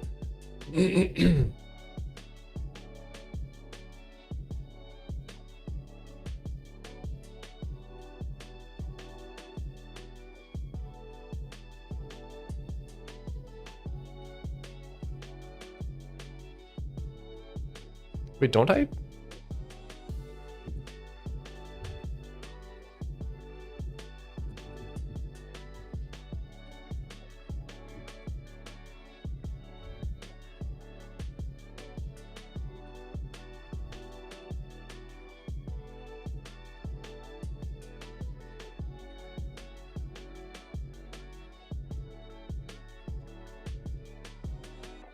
Yeah, every time I go from, yeah, that's right. Okay. Yeah, I was wondering, yeah, every time the storage gets, any storage gets updated, we'll just have to recheck, I guess. Unless I want to add generations to individual house storage blocks and send like deltas on them. I don't know. I guess it doesn't matter that much. Because it's not that computationally expensive to like build a hash map of 8 objects and then check to see if they match. So we'll just do that.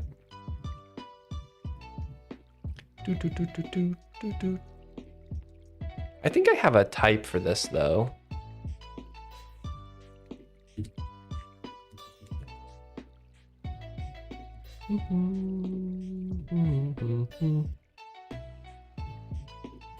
Oh, I just do an optional, I guess. Yeah, okay, never mind. I thought I had something. Not that it's that complicated of logic, but we'll just hit track up here. It'll be like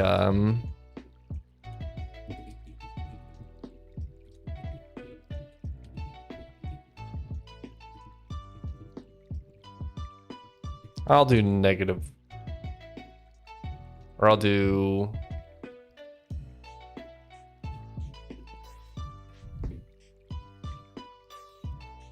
zero. I feel like there's some probability though that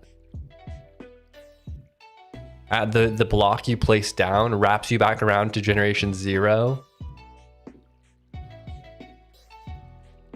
So there is some change, or once you add the pet, it puts you at generation 0. But no, then it would take multiple steps. You'd have to like log in, and the very first action you do is to place a pet in your pet storage, which seems unlikely, so.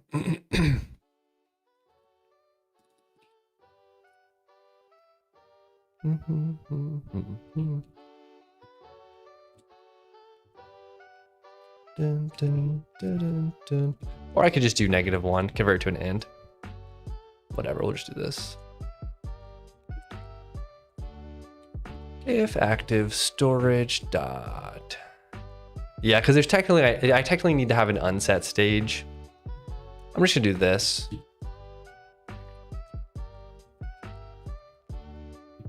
I'm gonna do exactly what I do here.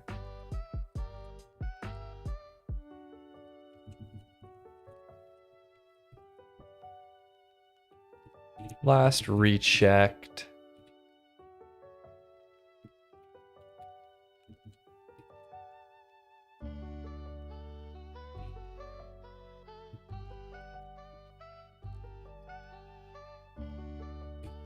I'm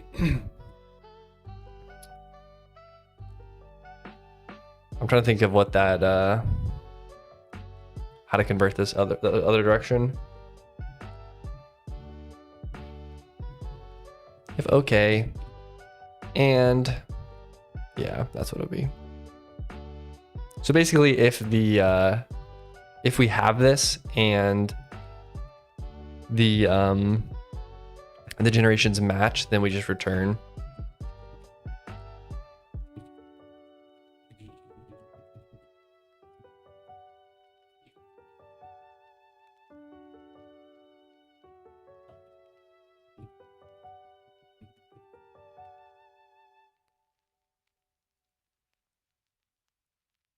Which basically means that no active storage has changed since the last time we recalculated this. Okay.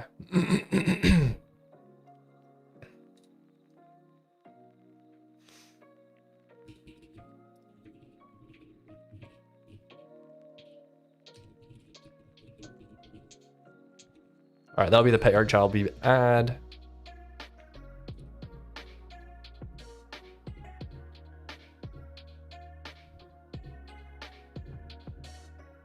Do do do do do do do do do do.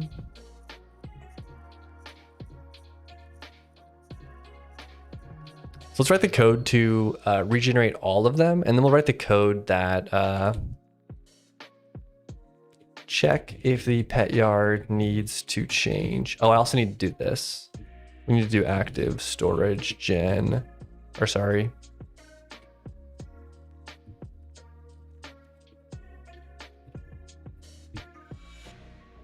That way we update our generation so we don't have to regenerate. We don't have to check next time. And then this will be the code for regenerating the entire thing.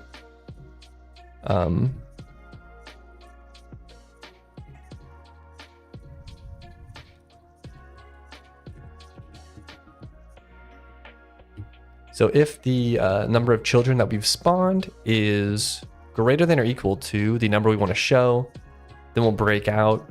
Else we're still spawning things. And we'll do this. Spawn the pet yard pet, and then we'll make sure it's valid. I'm gonna go ahead and make this a guard. Oops, continue. That way it's a little less nested. And then pet to spawn needs to be determined, which will be coming from the slot, and then we'll just move the print up.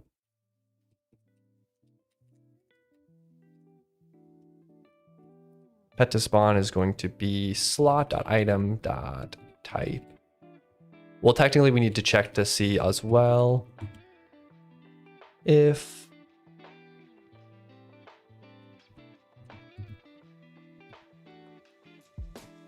is none. It might just be none, or no, empty. And that's if the item is a none type or if the count is 0. So we'll skip slots, skip slots. Skip slots with no item. And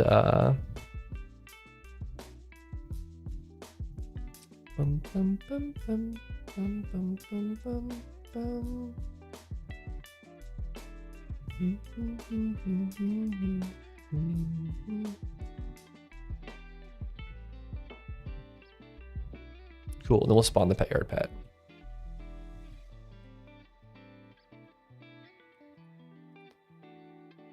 But if the length of the children is greater than the number to show, then we'll break, okay.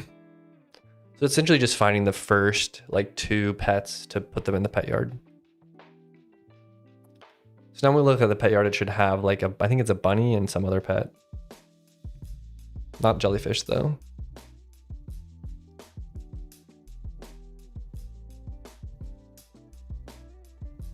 Dun, dun, dun, dun.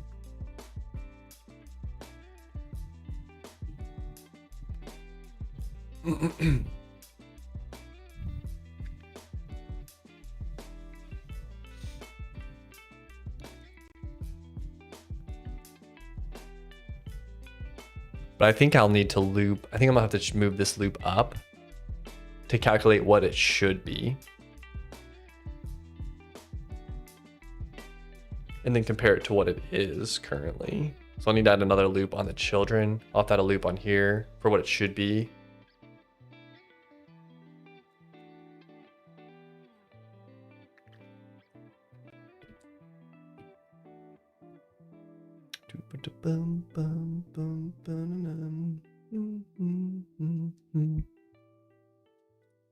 We'll do that. 1 loop on what it should be.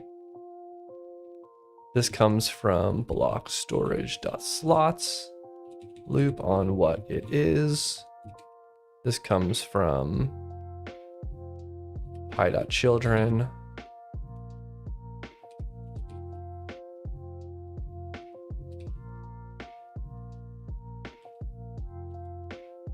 This will just have to be, just do hash map.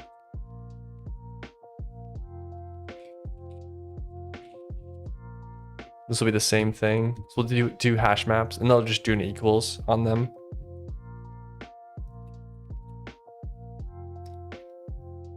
Okay. Bum, bum, bum, bum, bum, bum, bum, bum, bum.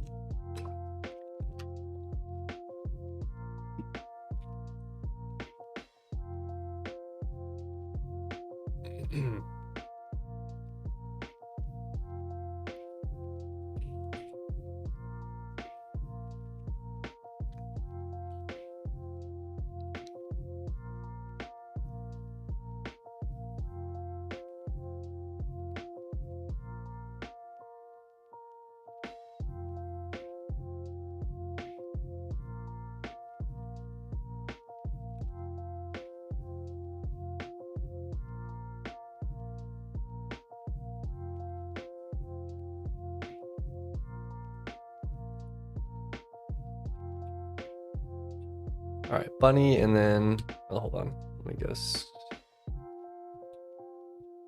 See what it should be. And then this little tree ant guy, which I think that looks right. I see the kind of the color there. Okay. We still need to do the wandering, obviously, but we also need to change it so that this can regenerate correctly. Like that should swap it. Right now we have to leave and re-enter for it to change. Yeah.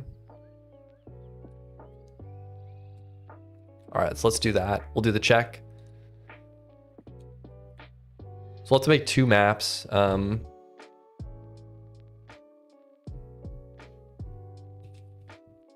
Current expected map base.item type. We'll do an int.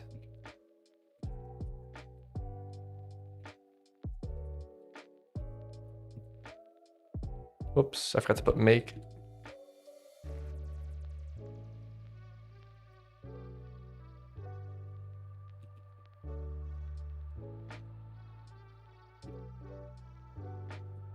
This one, it's funny now, a lot of this logic I need to pull out. Like all of this stuff, I need to do length of current pets. That's hard because I have 2 of the same ones. I'm just gonna do current pet count. Or no, this is hold on. This is expected.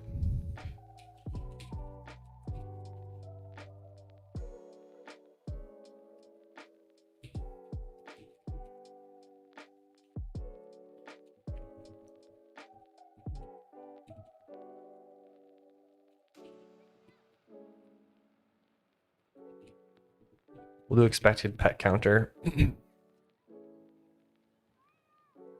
So once this counts up enough, we will exit. We'll increment 1, and then we'll do, what's it called? Slot.item.type. And we'll increment that. And this is just useful to break out early once we hit the number.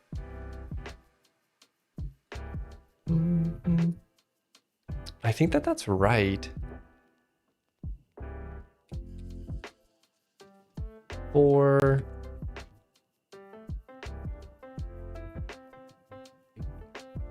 we have to build the current pets, which is just going to be child.type ++. I think it's like maps.equal. Equal reports whether two maps contain the same key value pairs. Values are compared using equals. Yeah, that's right.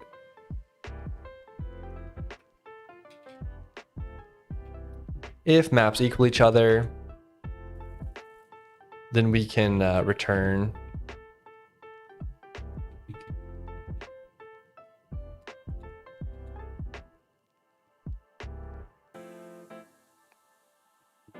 Then this loop actually needs to be different. This will have to be 2 loops actually. It'll have to be, because we're building the expected pets. First, to do, we need to delete all children. And then 2, we need to spawn the new ones. It's gonna be 4.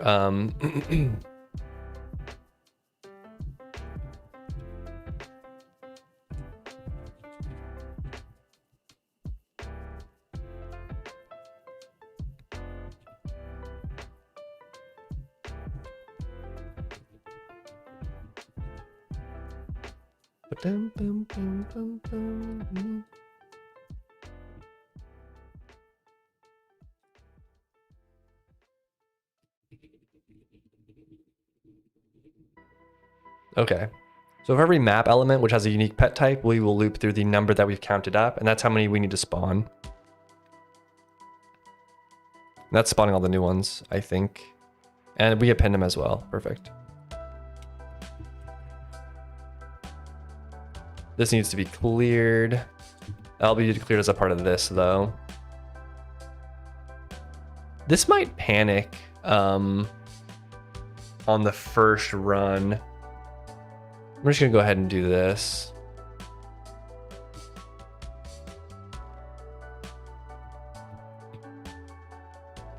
Just remake the map.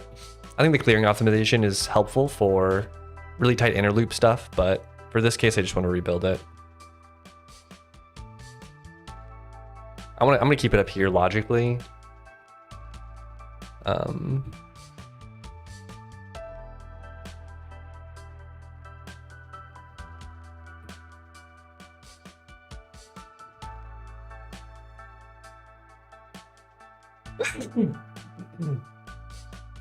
Most of the time we won't have to go through this process of deleting and recreating them all.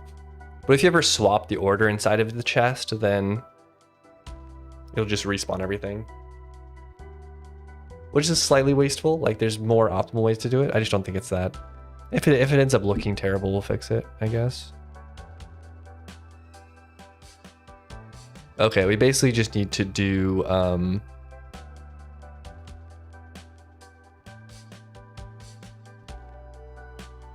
ECS.delete. There we go. So we'll delete all the children, and then we'll clear the map, and then we will re-add all the new ones. All right, let's see if that works. We obviously still need to do the wander portion of this code, but at least the pets will be added.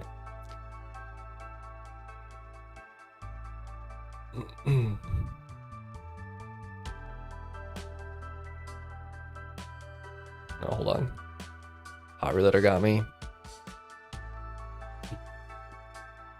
Okay, so we should be able to move this here.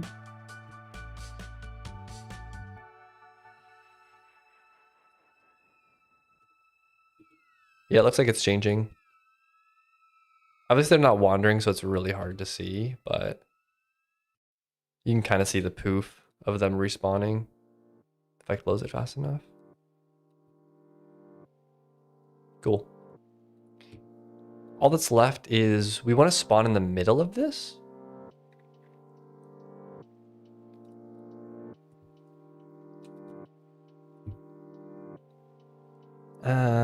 Yeah, I think it's okay to just do I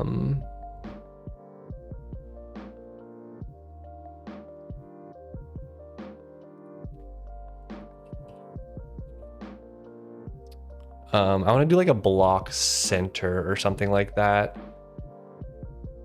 I'm not really sure how I want to.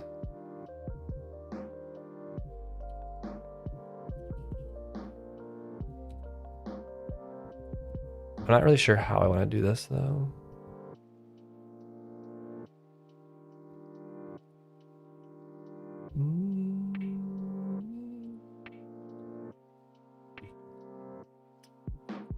I might just do spawn pause.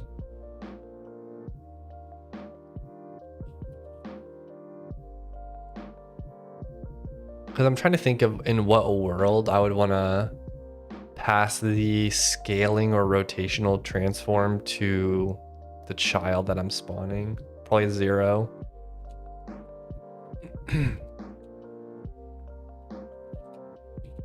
Spawn GT is going to be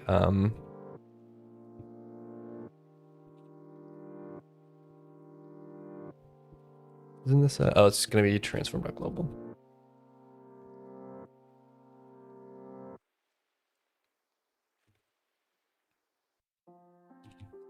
Yeah, and then when we pass the this is technically gt.pause. I'm gonna go ahead and just do spawn pause up here.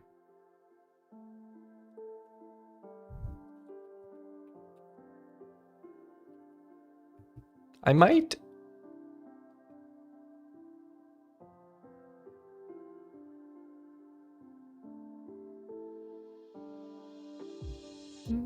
I might recalculate it per pet.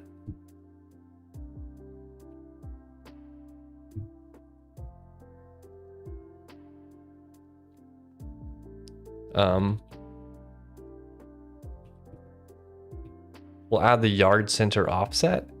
Then like to do maybe add a small random bias just so they're not all spawning on the same spot. But we do need to look up the yard center offset, which will have to come from the block config. So we'll do house block.type.get block CFG. Okay. I'm gonna go ahead and put this at the very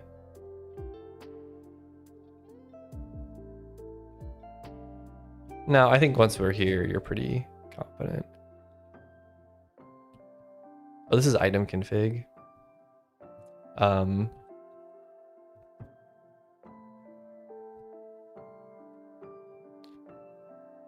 I do this so many places. I just don't remember what it's called. No, it's not in here. Would it be? It would be in maybe housing.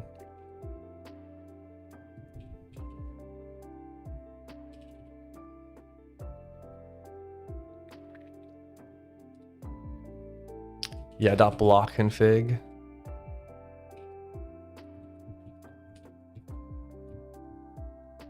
I'm gonna go ahead and throw this at the top. And then we have block config.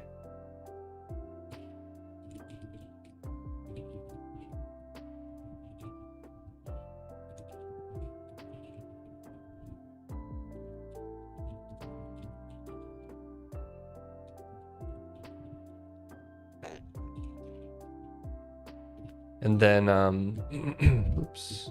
I want to go here, look at the block config. Collider size. This is probably what I'm going to use. This is like the width, I guess.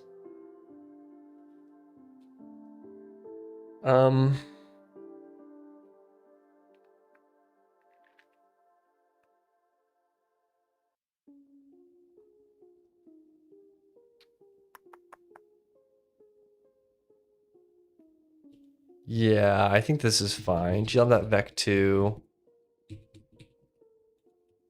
It's going to be x is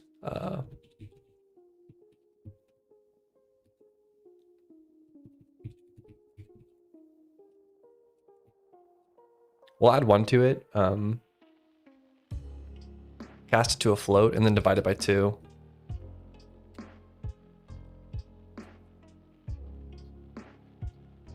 But then I want to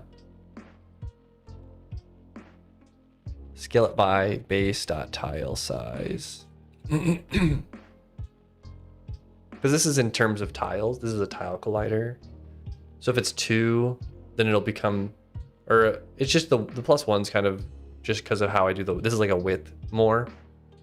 So 0, 0 is like a 1 by 1. So if it's a 1 by 1, it's technically if it's 1, 1, it's 2 by 2. So this will become a 2 by 2 divided by 1. It'll be 1 tile. And it gets scaled up by the tile size. And then it's in world space. So this should work, I think.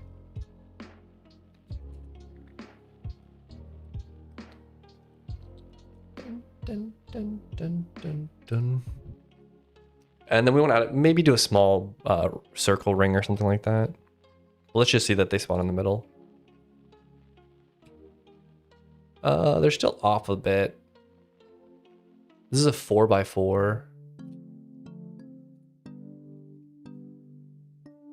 I do a 3 by 3.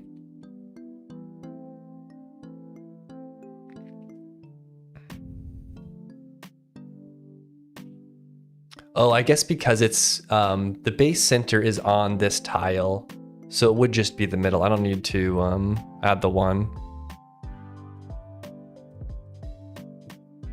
Let's see if that works. Obviously, it's not that big of a deal, but it would be nice to have it kind of in the middle. I guess I kind of want to just fix this too, though.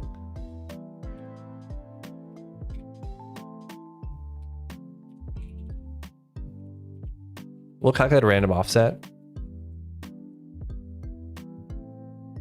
Random.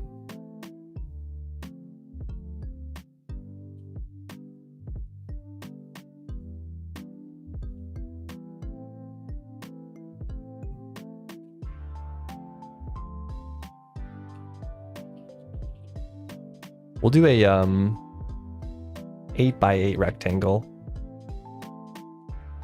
So hopefully they won't be like right on top of each other, but I can't really guarantee it.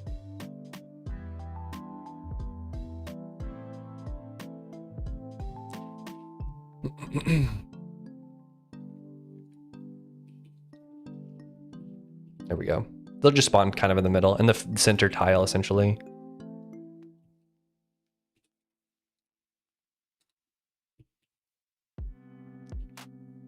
That time they spawn on top of each other.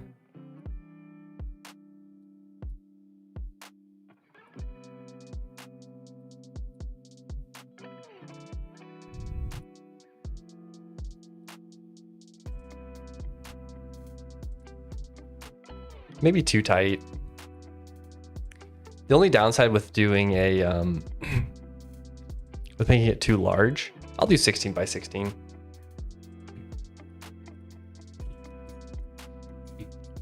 Which is like, this is literally the minimum.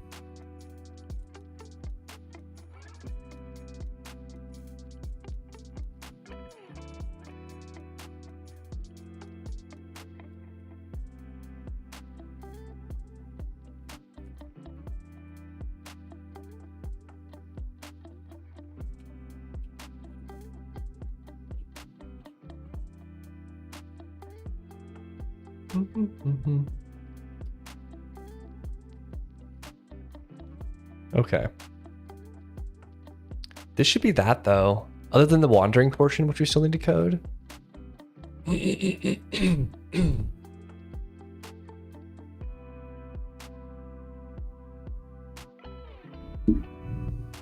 gonna wait for the plugin to reload.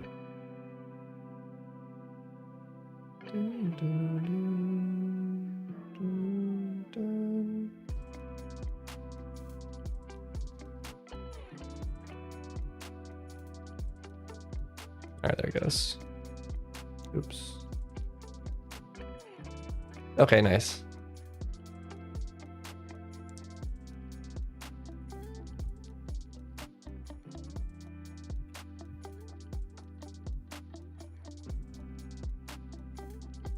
It's only ever spawning at the... Okay, it is spawning at the top.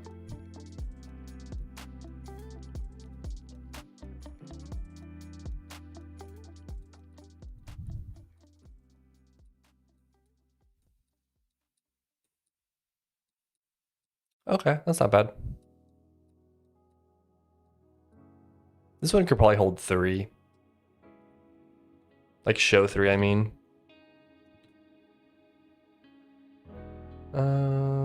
Num to show, we'll make it 3. I did make it soulbound again, good. And then we just need to do wandering. I probably will have to make a different component like VFX, pet yard wander, something like that.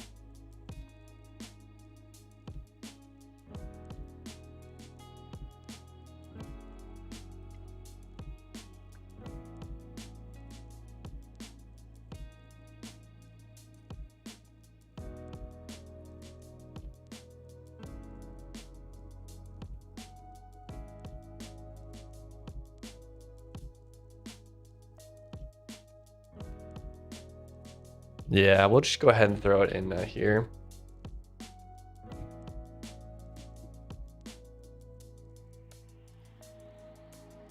I think how it'll work is we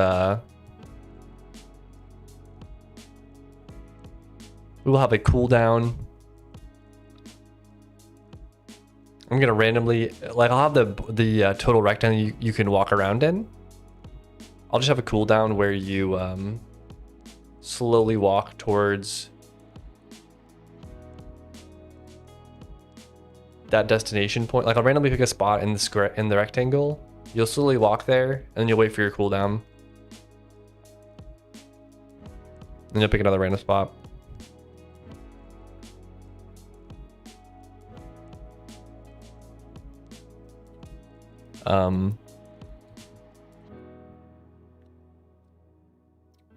Bounds, I guess. I might do like a cooldown jitter. Yeah, I should. What is this in? Time dot duration.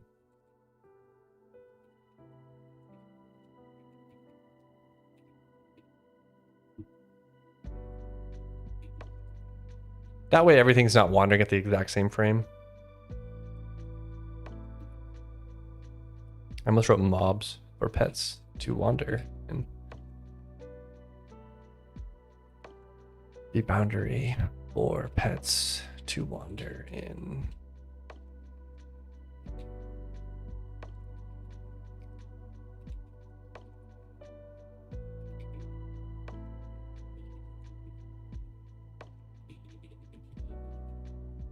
Or hold on.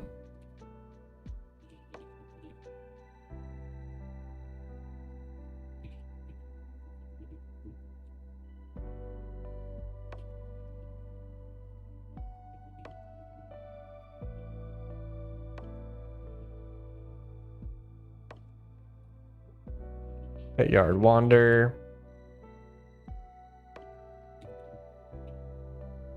Oops. VFX dot this.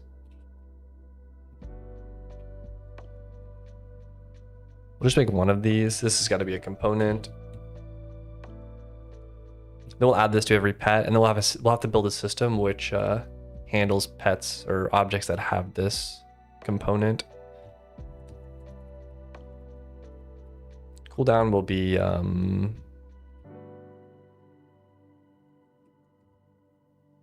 do like I don't know, 5 seconds or something.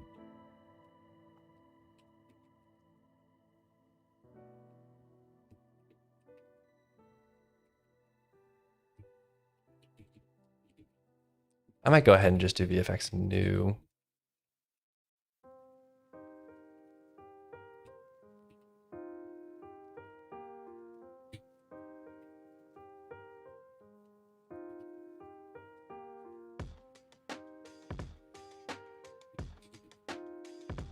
Oops.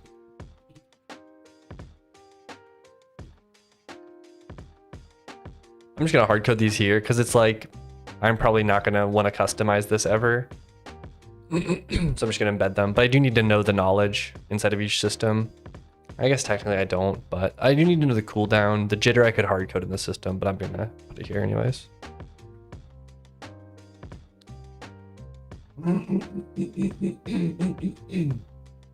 This is gonna be kind of like a maximum jitter. I'm just gonna pick a random value inside of it. Or I might just jitter inside. I might just jitter inside the cooldown actually.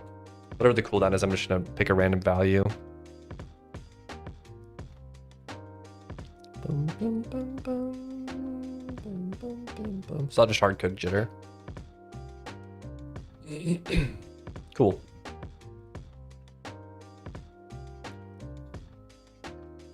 Then we need to calculate the bounds, which we kind of already have.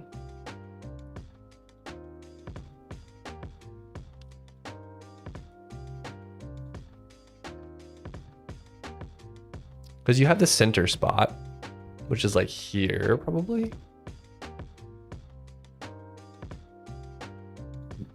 This one's a 3x3. So I think I just take the width.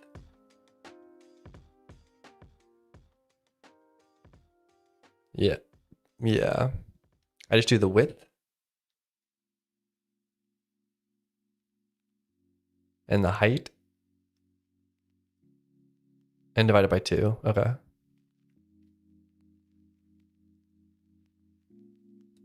mean, it's funny because I like want this exact thing as a rectangle though.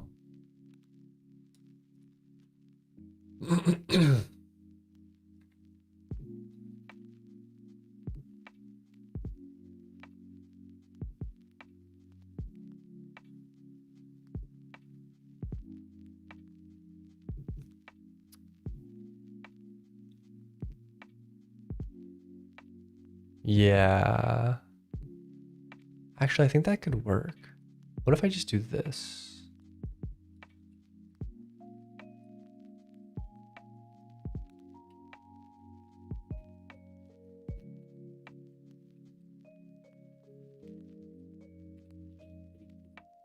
We'll call it yard inner bounds.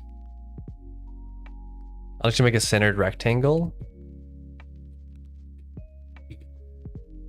with center.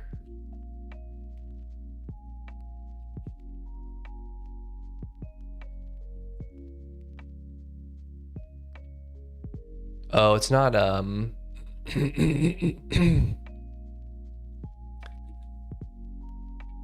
mean, yeah. I hate to make it a let's do this.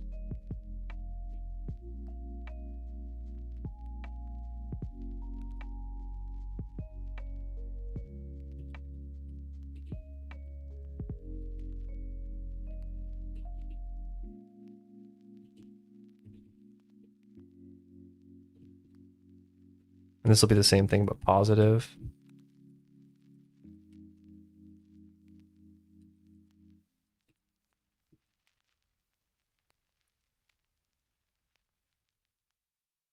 I think I want this to be world space though.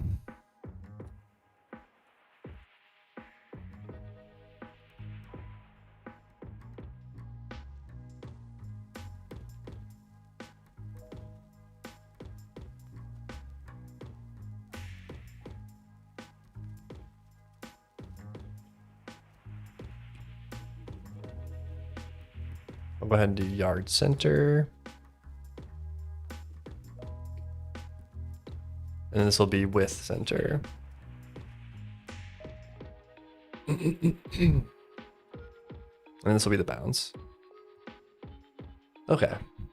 So basically we find the yard center and then we just center a rectangle on that with the rectangle size that we wanted to have.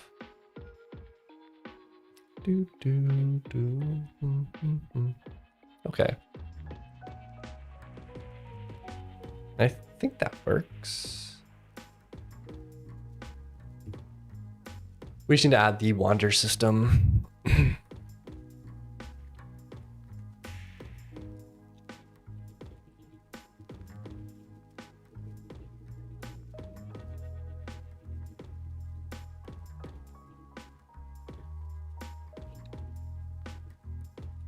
don't think I need very much of this stuff though.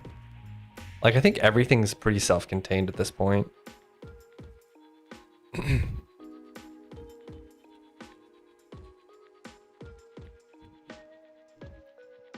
I just have to go through transform global, pet yard wander,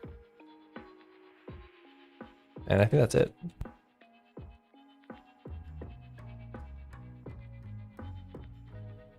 Map ID, bunk ID, ECS.ID, wander, VFX.net, yard wander.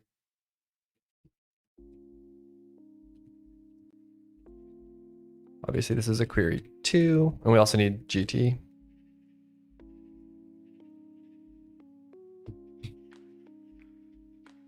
Boom, boom, boom, boom, boom. Pay our wander system.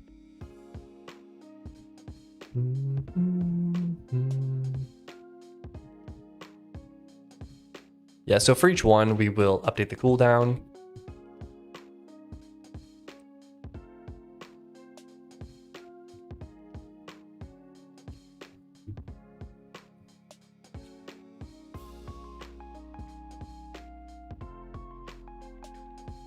So we update the cooldown and then we do the activate. If not activate, we'll just return.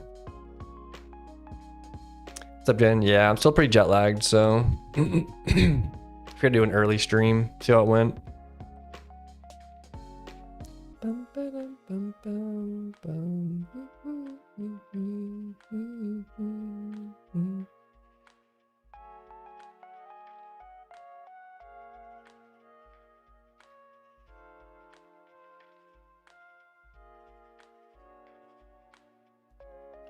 Oh, it's building. Check out the new little pet yard.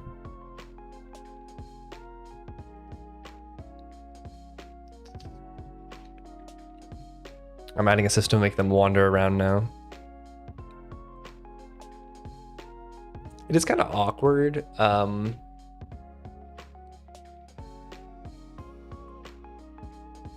If they aren't at their next location, then move them to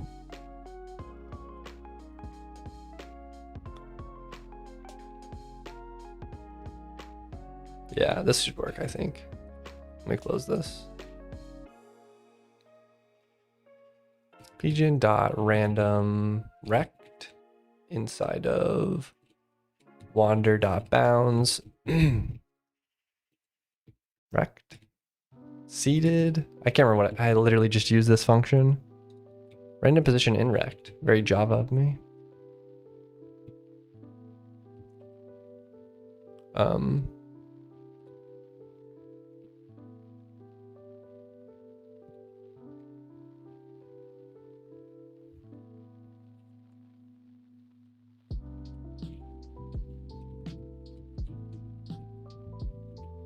Okay, we'll do that.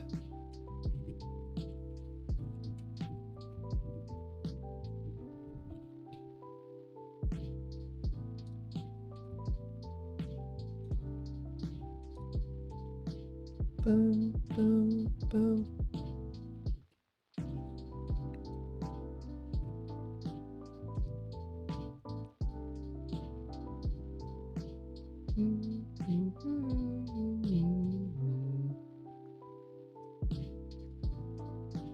I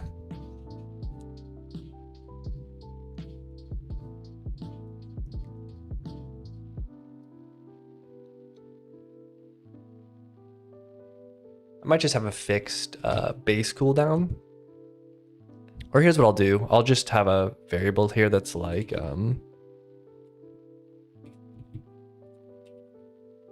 I'll do a cooldown or wander cooldown range.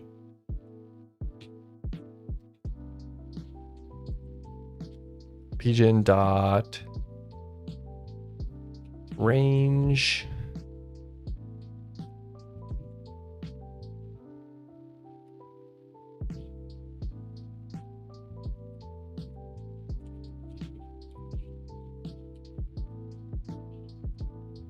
We'll go from 2 to 10 seconds.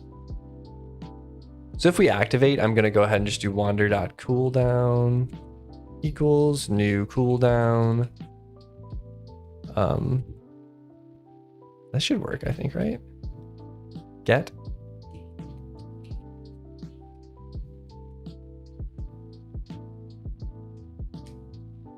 Oh, this is not a, there we go.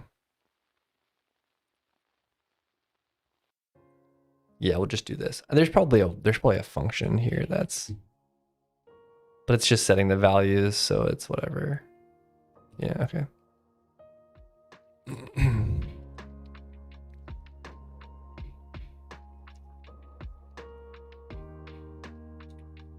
All right, so we'll reset the cooldown. That way there's a little bit of jitter inside of it. And then we should have code that moves their global transform.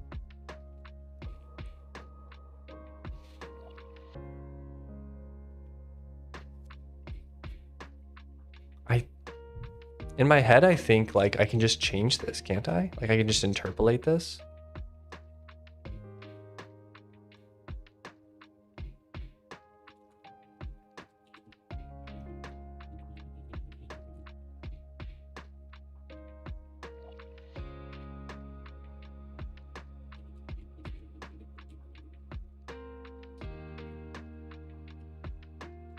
Oh, I didn't add the system to the list of systems.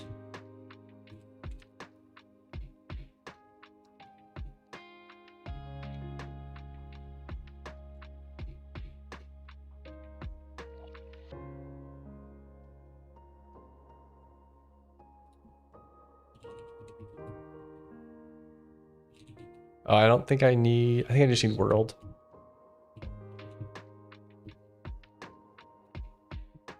Let's try that. It won't interpolate them, but at least it'll be, at least it will snap them.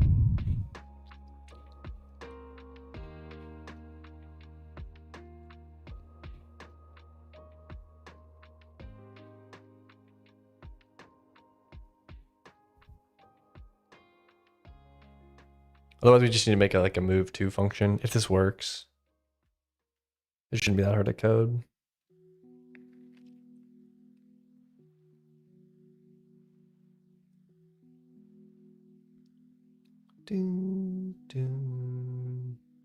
I guess I'll set some speed up here, and then I'll do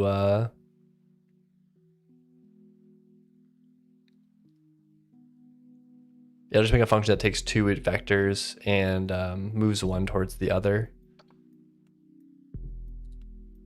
That should be fine.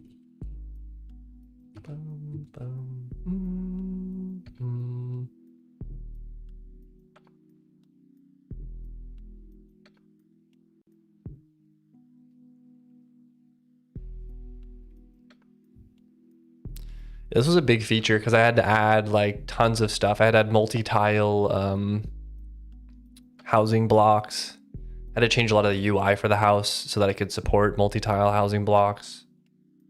And I had to add all the pet stuff on this one block. And I had to add storage, like a new housing block type for just regular storage.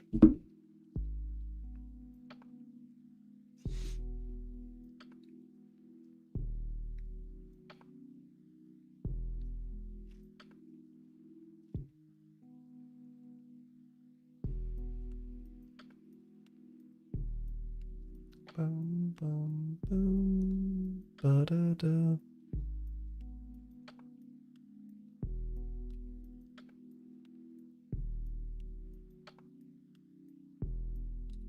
Okay, whatever. I don't see my, oh, there they are.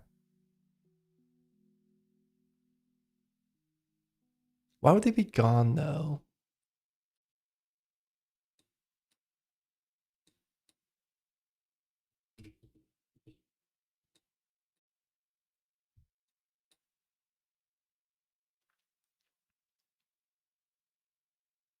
Oh, because by default, their next position is, oh, that looks terrible.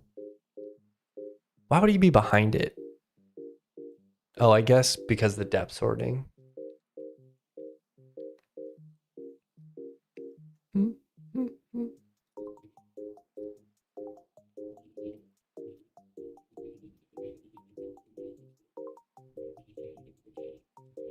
It's kind of weird.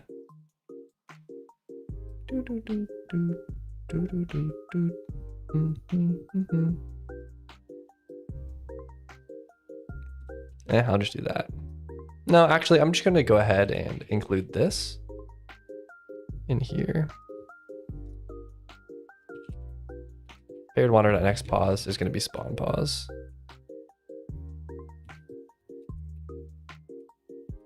All right, let's try that. At least they wander. They just wander really fast.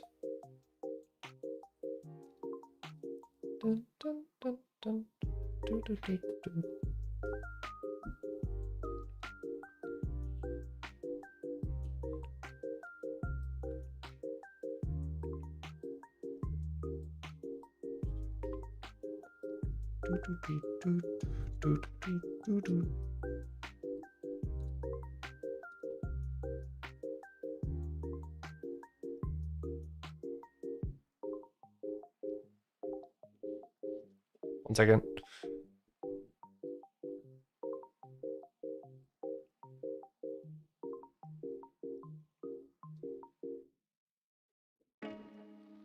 Just super weird noise coming from my desk.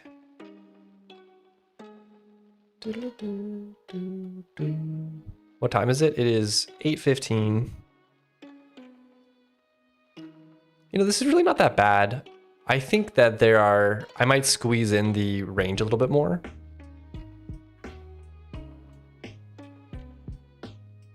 Or maybe it was working. Maybe it's working, it was just a visual glitch. I'm trying to get them to go a little bit further up here. Like that looks good, but he's behind it.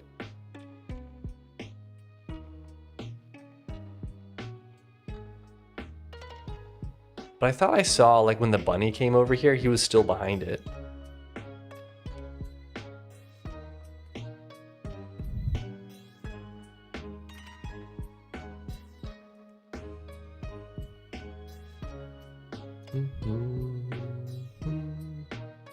Which I guess would make sense. They'll just constantly be behind it. So I just need to make sure that they never... But I guarantee you some of them are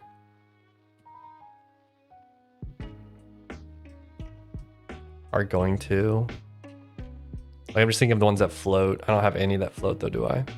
Yeah, like look at that. I might just...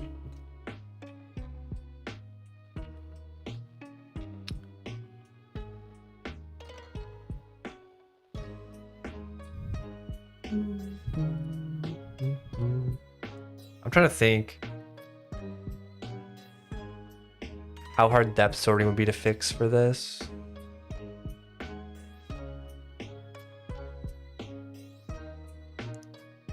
The problem is that the depth of this object, like this thing, is down here. So then everything up here is technically behind it. Up here it looks really good though. I might just reduce the top portion down a little bit. Like the wander range.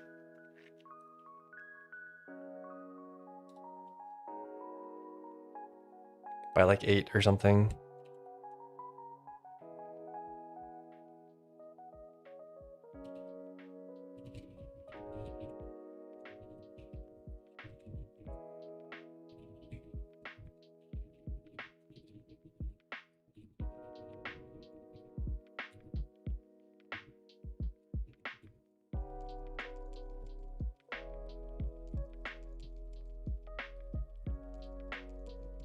Can you not make it render depth based on the tiles it covers, even if it's a tiled object? The problem is it's one object. So the depth is set at one location. I think what some people will do is they'll like tilt the single sprite in the Z direction. It's kind of hard to like explain, but they'll do they'll make the depth of this row of pixels at one level, and they'll make the depth of this row of pixels at a further back level. And then the orthographic camera makes it looks like it's the same, but the depth of each pixel row is different because it's like tilted backwards. I didn't do that approach, but if I did do that, it would fix some of the visual depth issues.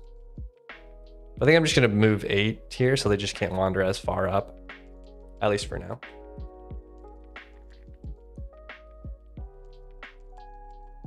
Yeah, I mean, technically it is a 3D renderer. It's just, like I do use depth sorting, so I could do it. It's just that I need, it would just be a big change. But maybe, I don't know, maybe one day. Like it's definitely something that I could do. It's just the value's not really there, I guess. But there's like a few situations where it happens. Yeah, if I had my sword, I could show you. Like you can kind of see how it like clips through. Maybe this is a bad side. Like see how his hat like clips through like certain sections? You could make it look more continuous. If I just tilted these sprites so that the higher depth was further away. Yeah, that's the other approach, is instead of having one big sprite for this, I could change the tile map to just plop down the like the fence. Like see I have like tileable fences. I could plop down those. Then it would just be on top of the tile map, and then the depth issue wouldn't be there. Thank you, Tactical Bit, for the follow. Appreciate it, man.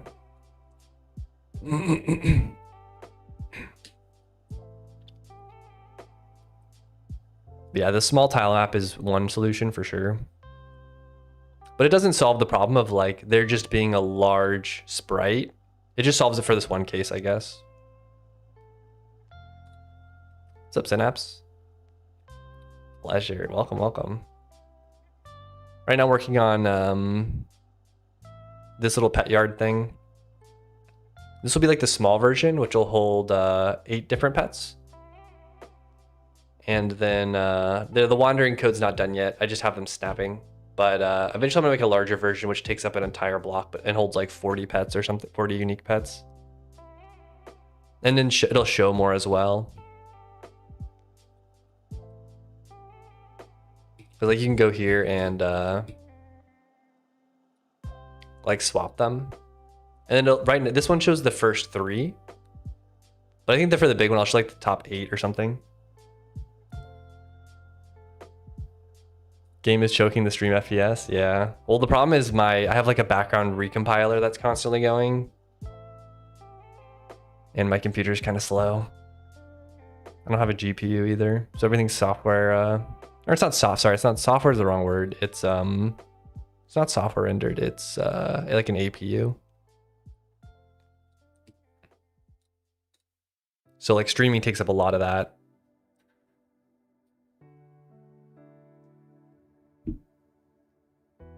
All right, let's change the wandering code. So instead of snapping, we will just move. I'll make like a moving function. I have a Snare GPU, come to Norway and pick it up. It might be cheaper for me to fly to Norway and get your GPU than to buy one, so.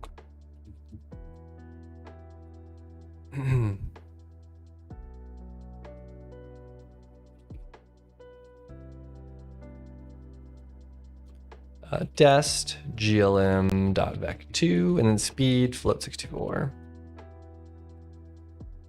I'm just gonna do, this might be so simple I might not make it a function actually. Yeah, I'm just gonna go ahead and there needs to be some kind of if check that's like, because you don't want to over move.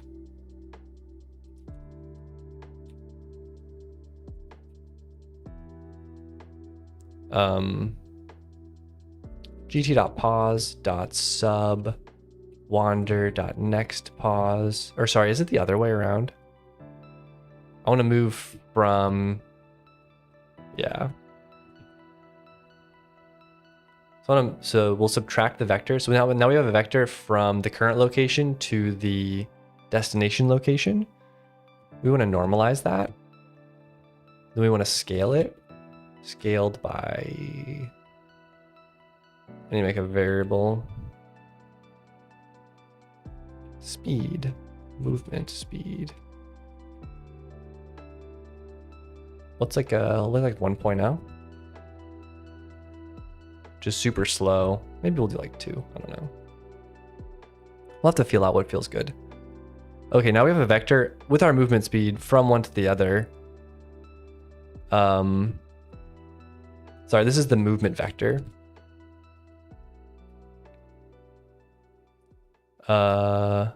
Oops. But first we want to have,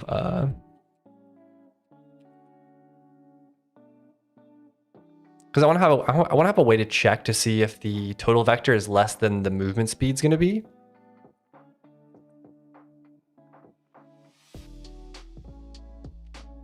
I don't really know what to call this though. I don't want to call it directional vector.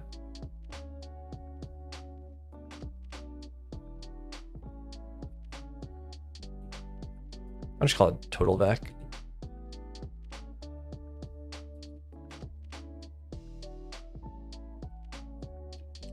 If the length of the total vector is greater than, or sorry, if it's less than the movement speed,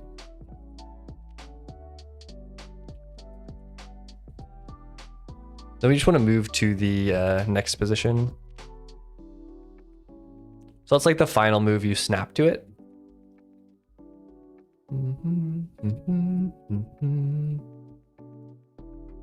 Equals gt.pause.add move vec. Oh, this is in a render system. I just realized that. I would prefer this to be in a non-render system.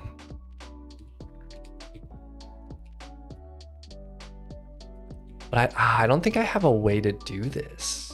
Do I have fixed? I can only add, can't I? The problem is it's frame rate independent. So I have to normalize this by each DT.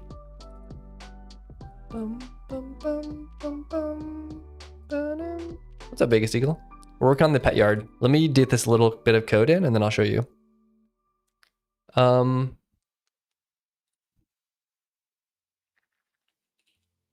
I'll make this like capital M movement speed.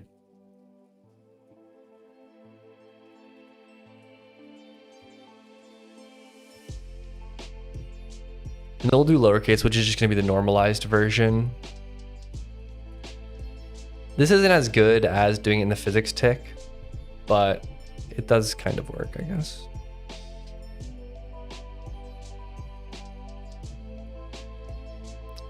I don't even know if I want to put it to do about this. Let me just reread this. Okay, we calculate the total vector from where we are now to where we're going. If it's close, then we snap there. If it's far, then we move by a normalized movement speed. All right. Yeah, let me show you. Actually turned out pretty good. I was a little bit unsure. I was uncertain when I started this, but it turned out pretty good.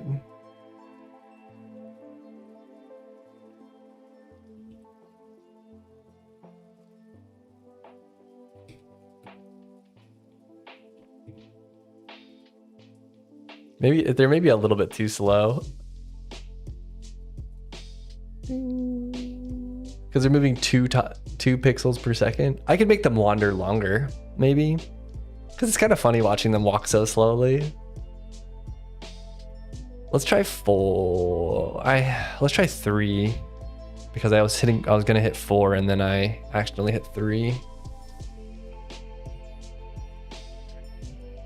Yeah, so it'll show the top 3 that you have. And you can swap. This particular one shows the top 3. But I'm gonna make a larger one that takes up this entire block, which is like 4 of these combined kind of. And it'll show the top 8. So it'll be like, maybe I might do more depending on how it feels in terms of like density.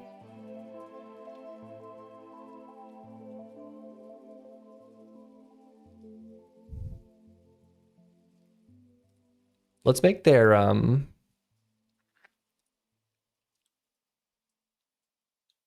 gonna make this 8 and I'm gonna make this 20. That's the range that they're gonna wander inside of. I'm gonna make this a little faster. And then, yeah, that's all I'm gonna do.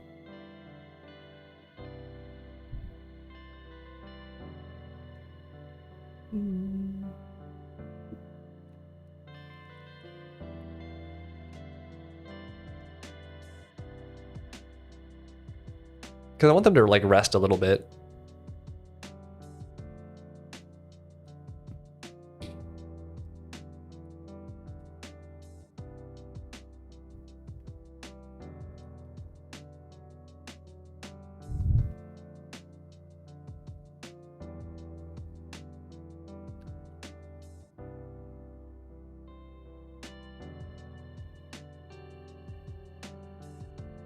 Man, they're so freaking cute. I hate it.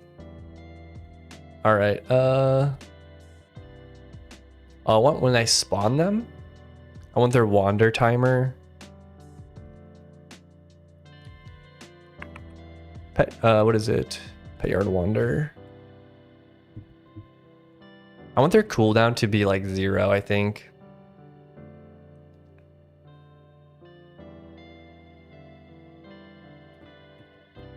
I might just do like 500 milliseconds. So they'll spawn, they'll just instantly start moving.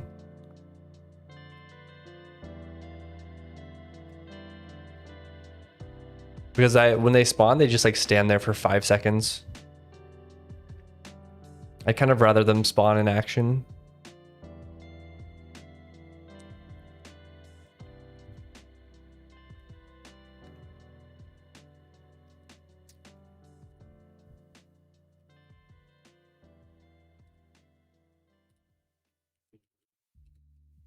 We'll also we'll work on a pet yard large, which is going to be I think it's 128.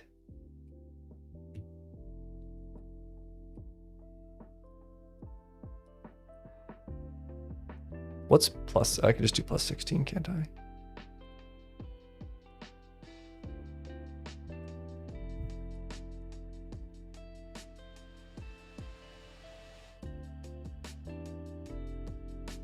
Let me open the other one. I don't know. I need like 2 below. Okay.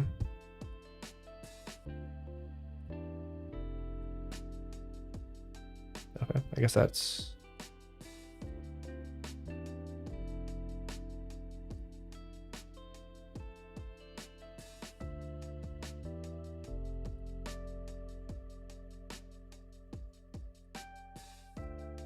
Oops.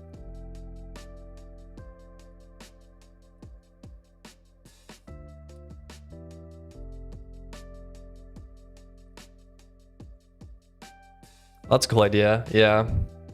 Yeah, for now I just want to get... like, this is all just placeholder stuff right now. That'd be cool even for the smaller one too. Would look kind of cool, I think. All right, let me go ahead and add this one.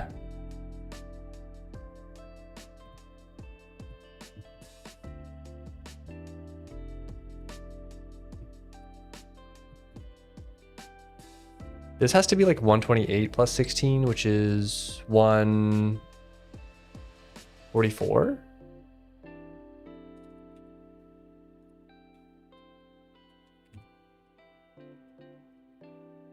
I think.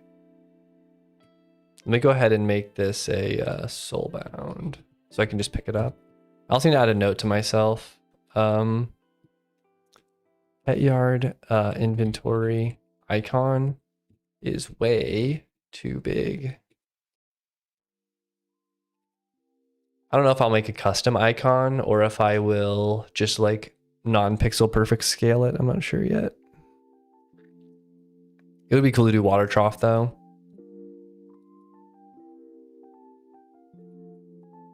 Is that how you spell trough?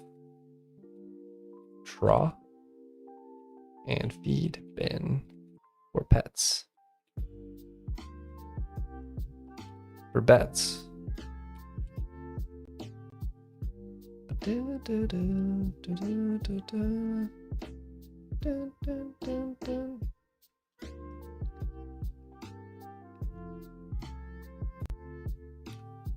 One thing that sucks is whenever I add an item, like every single thing has to rebuild because everything depends on the list of items. Maybe make the big one. Maybe make the big one square smaller on two sides so we have room to run paths around it if we want to.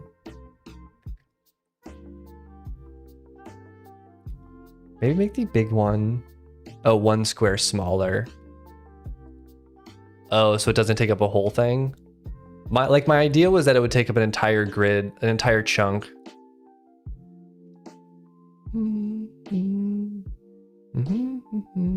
We'll see. We'll see how it feels. I definitely need to decide. I'll add my notes.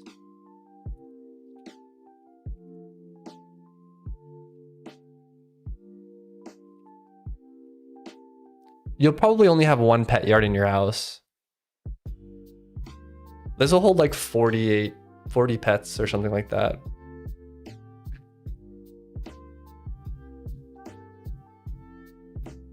Ads. Poor guy.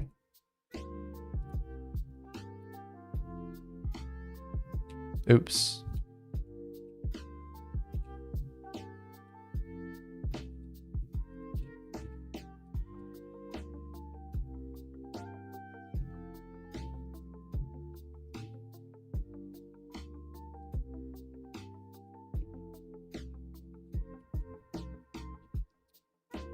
I just don't know what it really gives me.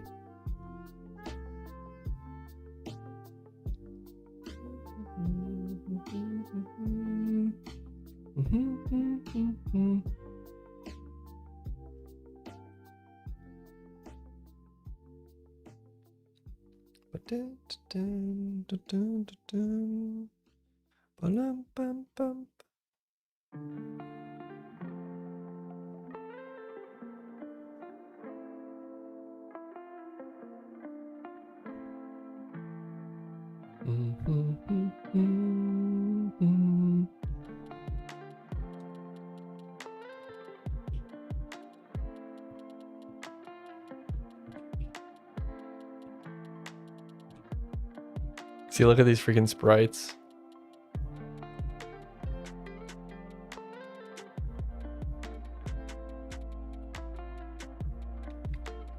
It's also hilarious how I'm holding this. Can I just buy this plot?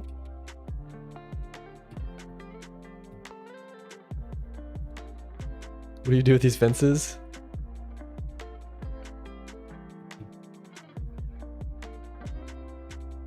Oh, the collider's all messed up on this. This is a, shoot. 1, 2, 3, 4, 5, 6, 7, 8.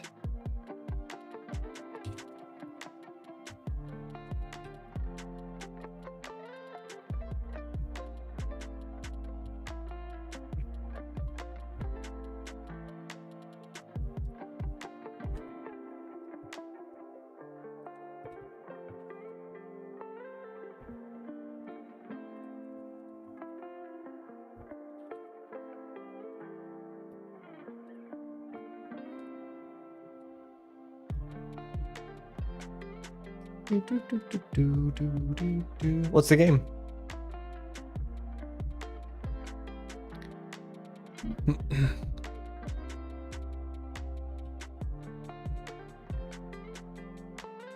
Sledding game? Oh, the offset for that's wrong. 4824. This would be 64. Oh, I'm the wrong one. Did I fix this? 144? 88. Yeah, that seems all right. Okay.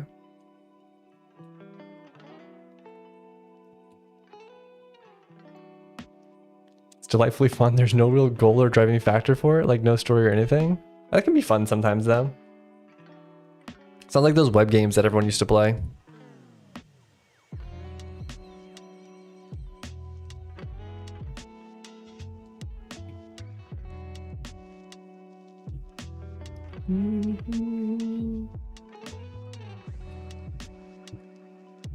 Large pet yard.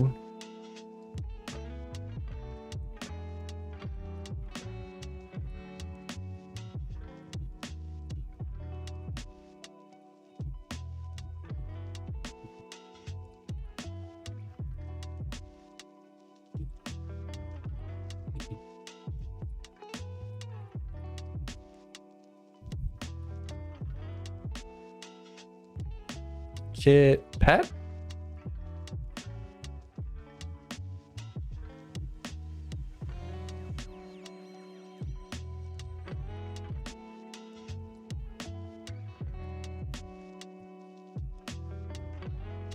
Look at those critters roam. Look at those critters roam.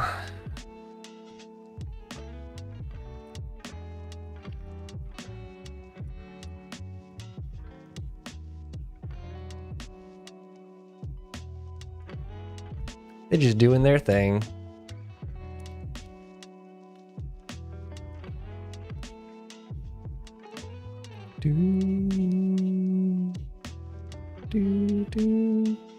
Now I gotta add feeding and reproduction. This is turning into a critter manager game. I do want to have once pets have what's it called? Like abilities, or not abilities necessarily, but maybe like stats, and I might do some sort of ability thing for them. I want to add some kind of like pet merging thing where you take two pets, merge them together. And what I was thinking of doing is having like a pundit square of like different genes, like what ability you have, like what color you are, etc., etc., etc. And then like randomly pick based off of some, like, so almost like you're like selectively breeding things to get what you want. I think that'd be cool. The one thing I don't like about this wandering behavior is they do seem like they clump together a lot. Man wants us to relearn high school biology.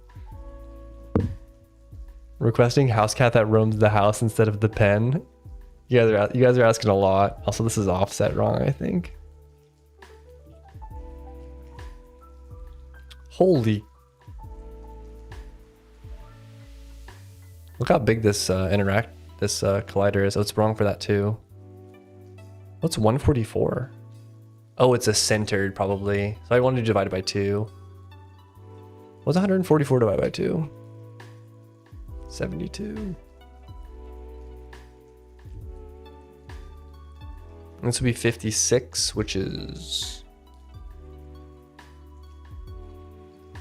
I don't know, 28.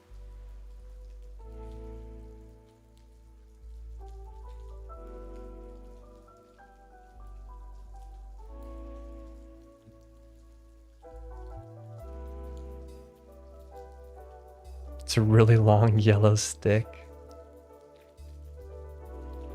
But get the tools, have fun. You can sled, you can build, you can fish, you can throw snowballs, you can build snowmen, throw darts, play cornhole, then gamble. And there's a drinking game. There's a Yeti that will yeet you out of bounds in this sledding game that is. Dang. It's online?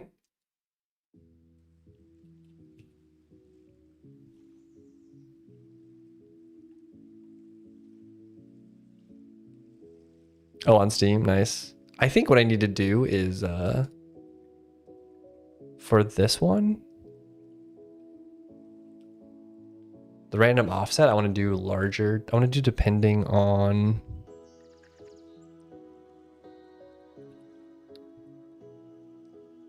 I want to do it depending on,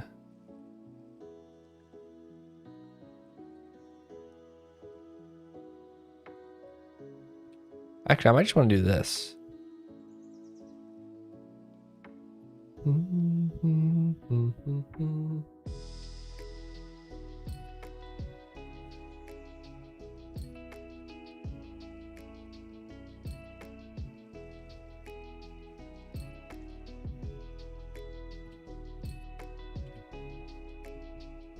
Is that a rectangle? Oh no.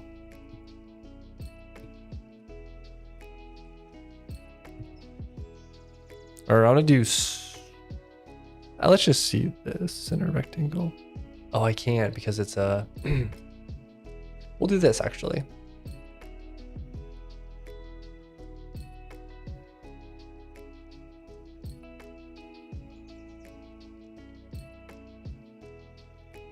I hate this. It's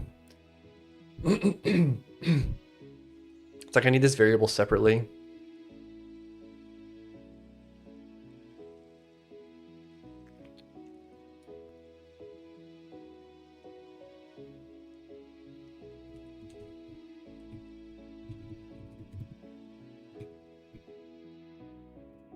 We'll do yard one direct, then we'll do yard.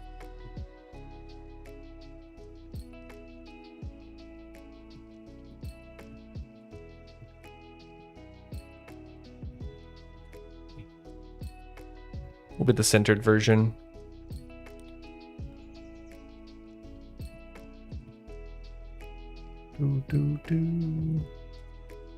Yard inner rect.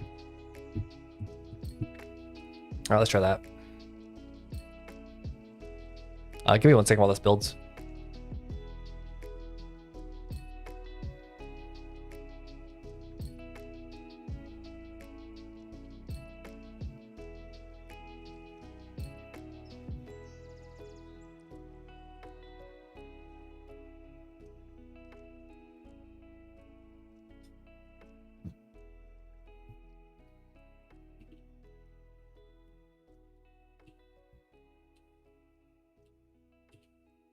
Very cool. This is also off by 1. Also, that's off by 1 too.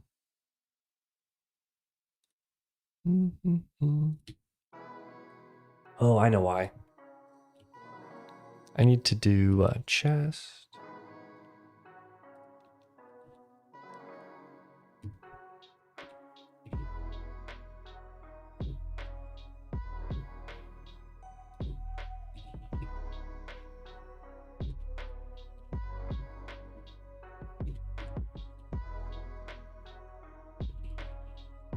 Wait, what is this?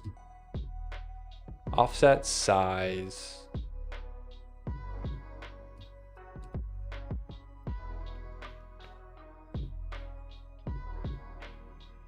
I see. I need to do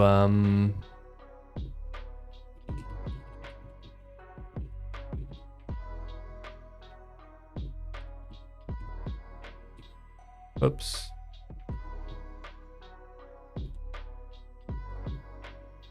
$36? No, it'd be 64 divided by 2, which would be 32, 0, I think, for that one. And then 24, 12, 0. I think this one's wrong, though. The overhead point is too much. Isn't it 128? Is 64. But maybe I need a minus 8 from that. Because it's an even number.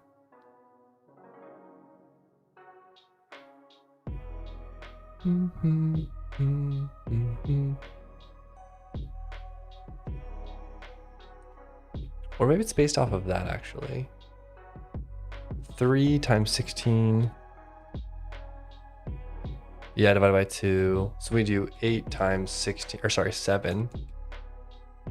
Divided by 256.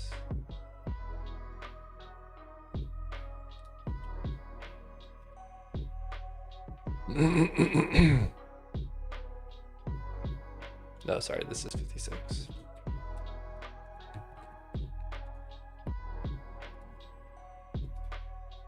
This would be 28. All right, let's see if that works. Oops. Oh,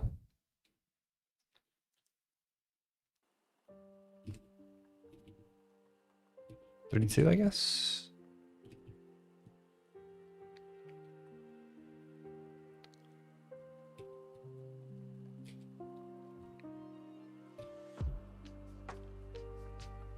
Bum, bum, bum, bum, bum.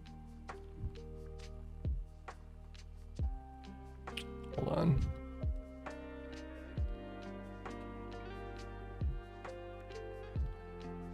Ah, it's still off, see? But this one's centered at least.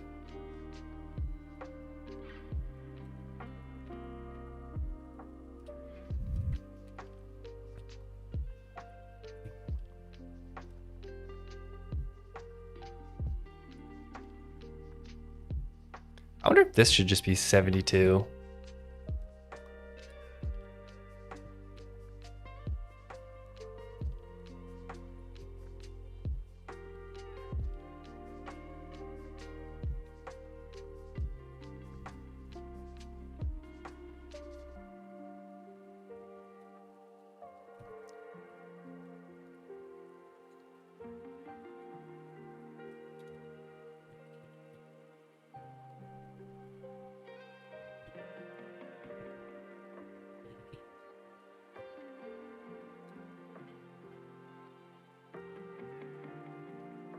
Our goal is to make this overlap that. Perfect. And this one's working as well now. Okay, cool. Hold on now.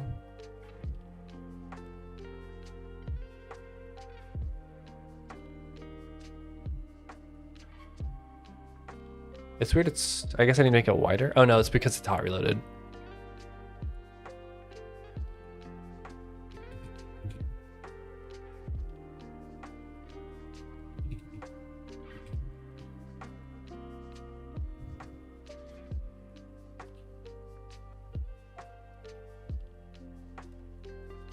That one needs to be larger. It's weird, 32 seems like enough, but I guess that's not. What's plus 8? 40? No, I'll do plus 16. 48?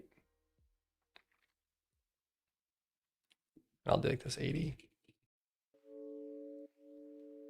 Because this one feels a little tight. So we'll do a whole tile offset. Cool. Now there's a little bit of interactability for these. Good, good, good.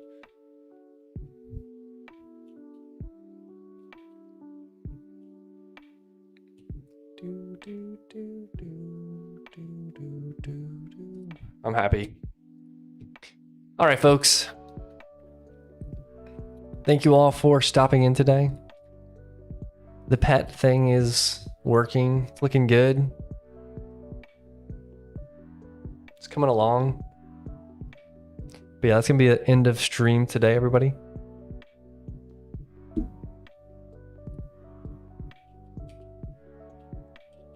The final look, the pet yard. And we also have multi-tile. We have chests now too coming. Lots of stuff. Lots of stuff. All right. I will see you all next time. Take care.